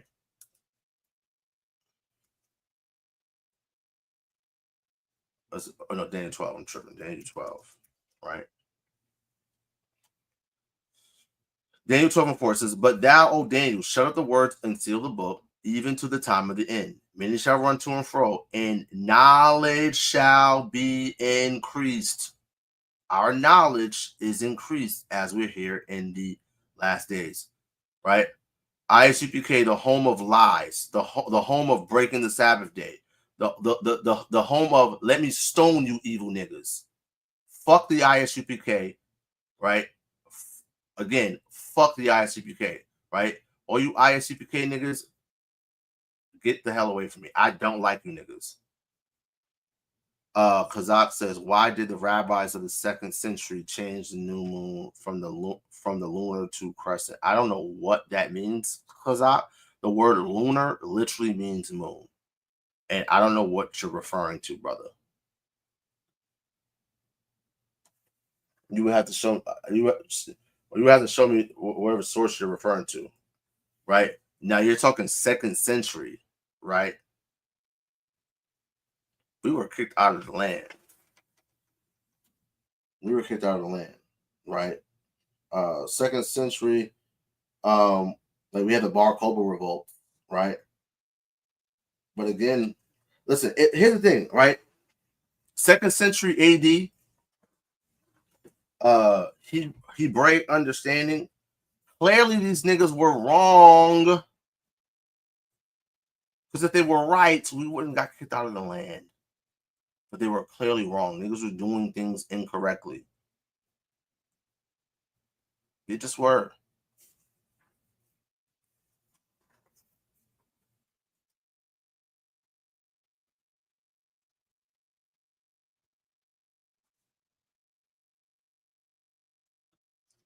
I got you, bro. I got you. Right? I got you.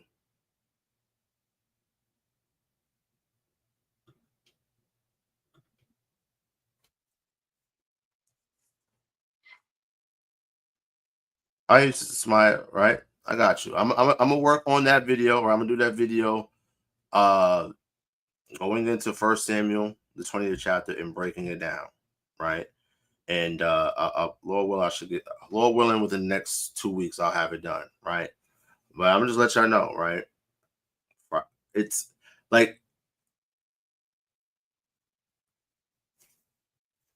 regardless of the 1 Samuel 20 breakdown, if we just go to the question that I just asked this brother, right, and the previous brother, right, if the new moon is not a working day, then what is it? The only option is the Sabbath. It's either a Sabbath or a transitional day. That's the only options. But it's clearly not a working day. And it can't be a transition day because it is literally the first day. So if it's not a working day, it's a Sabbath. Why are these people asking, yo, man, when the new moon will be gone so we can sell shit? So we can steal these niggas. When the Sabbath will be gone so we can rob these niggas? Selling bullshit.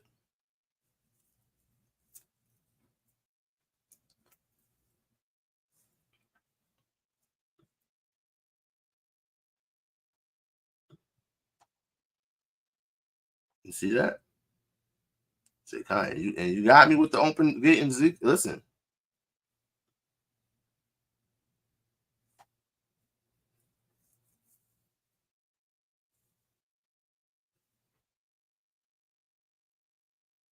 All praise to the Most High. Again, going back to that dialogue between brother Hasad and the brother Yeshaya, HOI. Like, he just couldn't. The brother just couldn't like get out of his own way. Like, he couldn't just.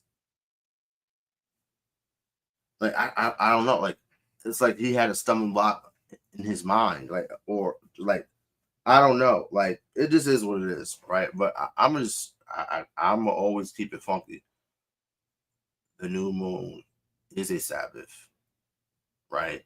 It's not a working day, and the Sabbath is not Friday to Saturday fixed. When the new moon falls on a Friday evening, then guess what? The Sabbath is Friday to Saturday. Even the concept of Friday to Saturday Friday is a different day from Saturday, because in the Gregorian calendar, right, which comes from the Julian calendar, right, our concept of days is off. They tell you that a day starts in the middle of the night. They tell you that a year starts in the dead middle of winter. You have September, which means 7 is the 9th month. That makes no sense. You have October, right? Your stop sign is an octagon. It has 8 sides, but October is the 10th month. That doesn't make sense. November, Nov means 9, but yet it's the 11th month. December, deci, where we get the word decimal, is the 12th month. So going off of that retarded ass calendar, that the white man, which the Bible calls the basis of human beings, the residue of the heathen, going and fashioning God's holy, set apart, separate days according to what they say, that's problematic.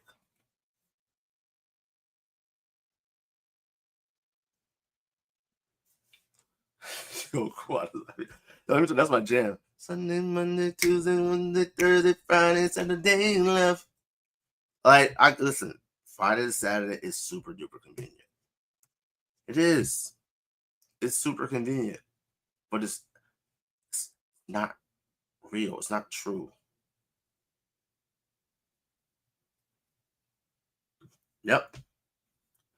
Julius Caesar, all one a day. Oh, July. Just threw that in there, right? Oh, Caesar goes. Oh, Julius. Oh, August. Like, we're going off a calendar of a vain people, right? That was so full of themselves. I need a whole month named after me, and threw everything off.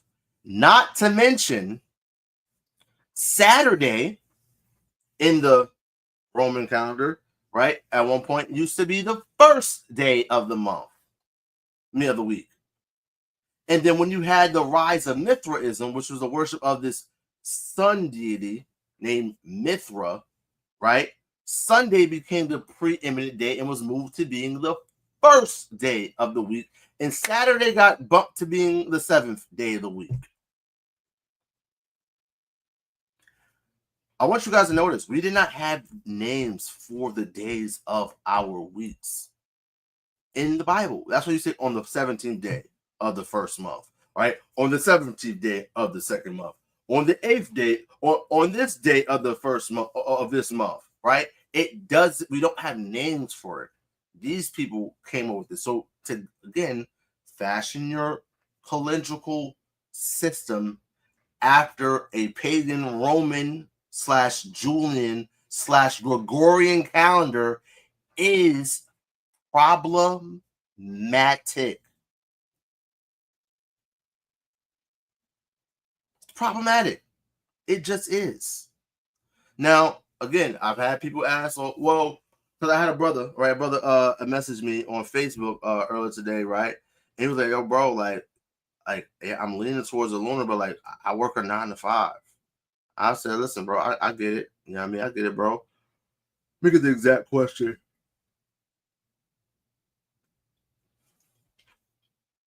So he said, I'm not a prideful brother, so if it's correct, then I'll move accordingly. He says, I'm just trying to figure out how would I keep it if it's on a weekday. I work 5 days a week full time, 5 p.m. to 1 a.m.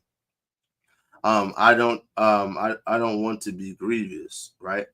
So I said, Shalom, can I say the prohibitions for the Sabbath include cooking and buying and selling in addition to not working? I said, when I worked a 9 to 5, I would prep my lunch, right? Obviously the day prior, right? And I would prep a lunch that I didn't have to heat up, right? So just so you guys know, using a microwave on the Sabbath is is off. Do not do that, right? It's the same thing as kindling a fire, right? Fire, right? You cannot kindle a fire without heat.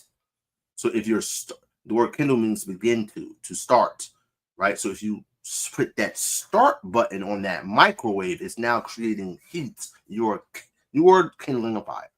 Right? You're kindling a modern fire, a molecular fire. That's what you're doing, right? So I would pack my lunch, right? I would either bring like a salad or like I would make a sandwich, things of that nature, right? I would prep my breakfast and whatnot, right? And I would bring it to work while I was at work, right? Of course, I wouldn't buy anything.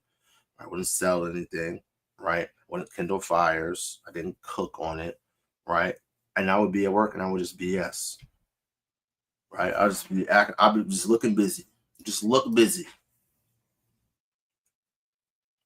That's what I did. Listen, I just got a job, right? I've been November will make 7 years of me being in the truth, right? I just got this job that I'm at right now. I just got this job in August of last year. So it hasn't even been for a full year that I've been able to not work on the Shabbat, right? Actually, it's been probably around like July, right?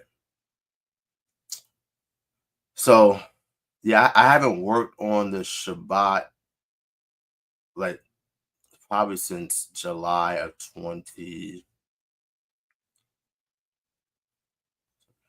What's that? 22? Yeah, like from July of like 20. Like last time I worked on the Shabbat was July of 20. No. What is that? Yeah, bro. Honestly, all these years are messing together, right? It had to be 2023, right? So it's only been not even 2 years, right? So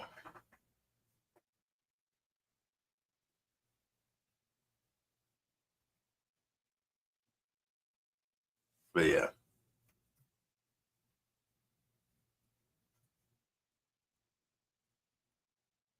Yeah, all praise to the Most High, man. All praise to the Most High. Any questions? Any questions?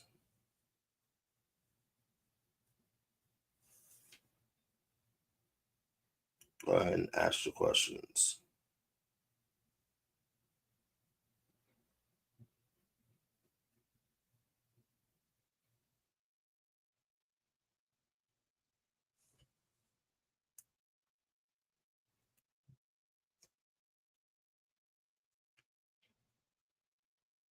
All praise to the Most High. All praise to the Most High.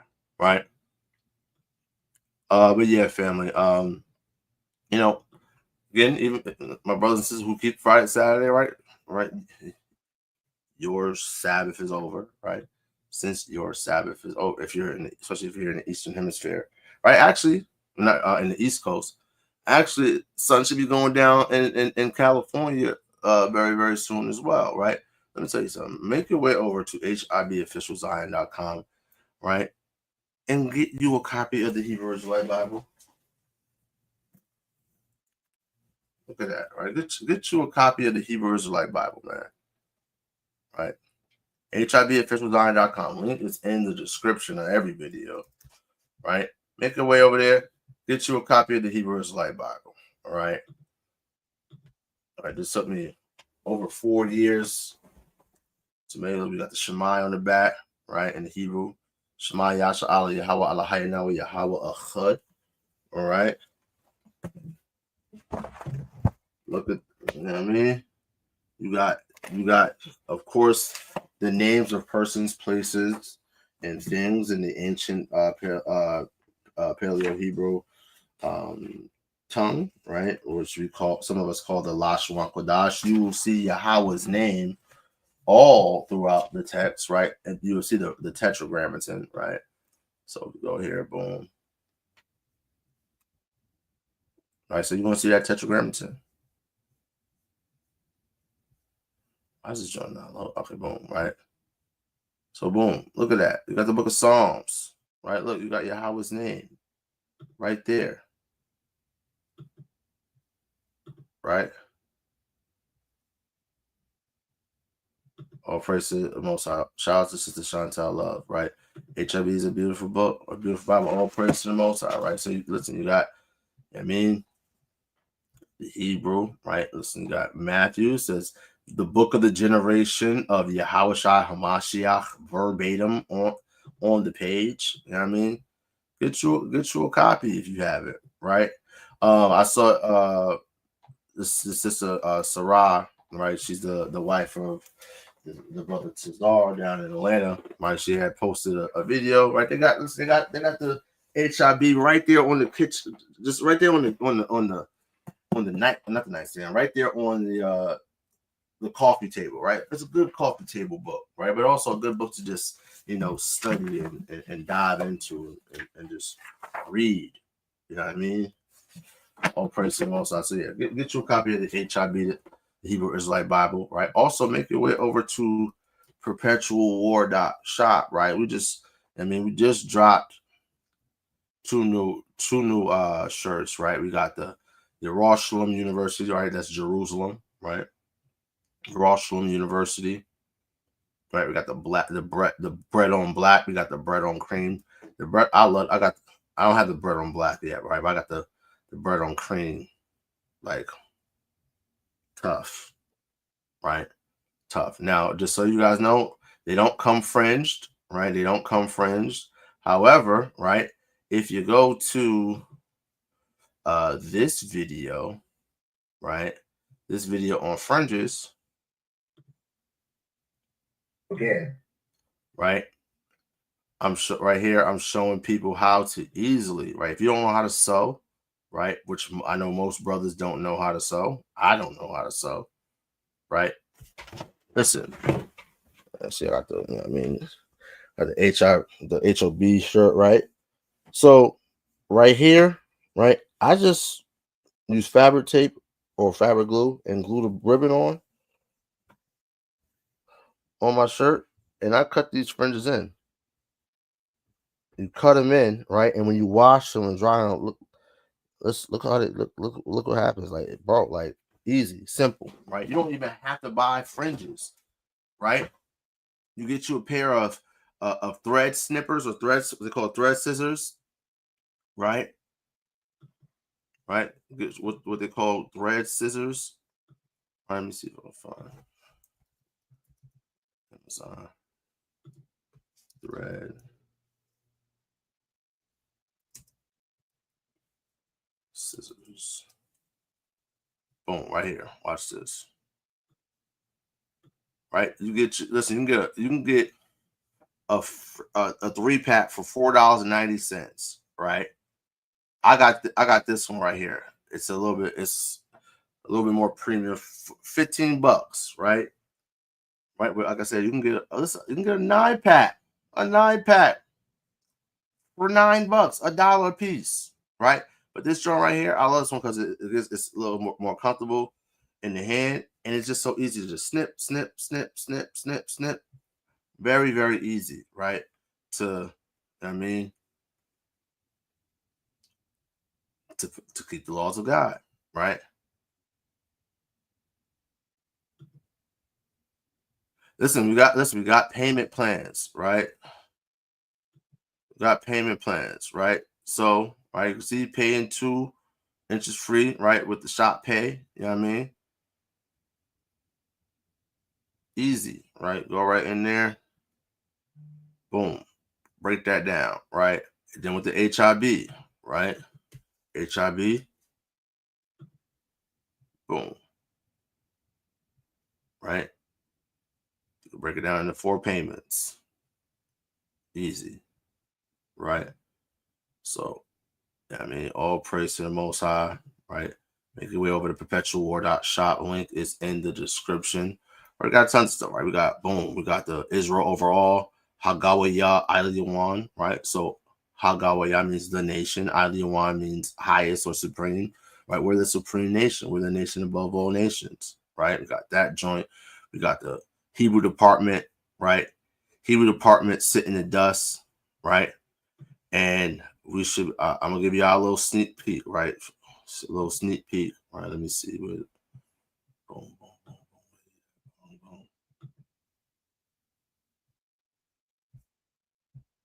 Watch this. Actually, let me see.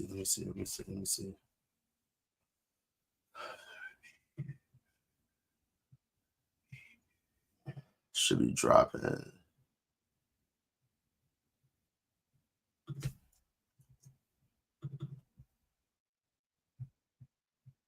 Watch this. Boom.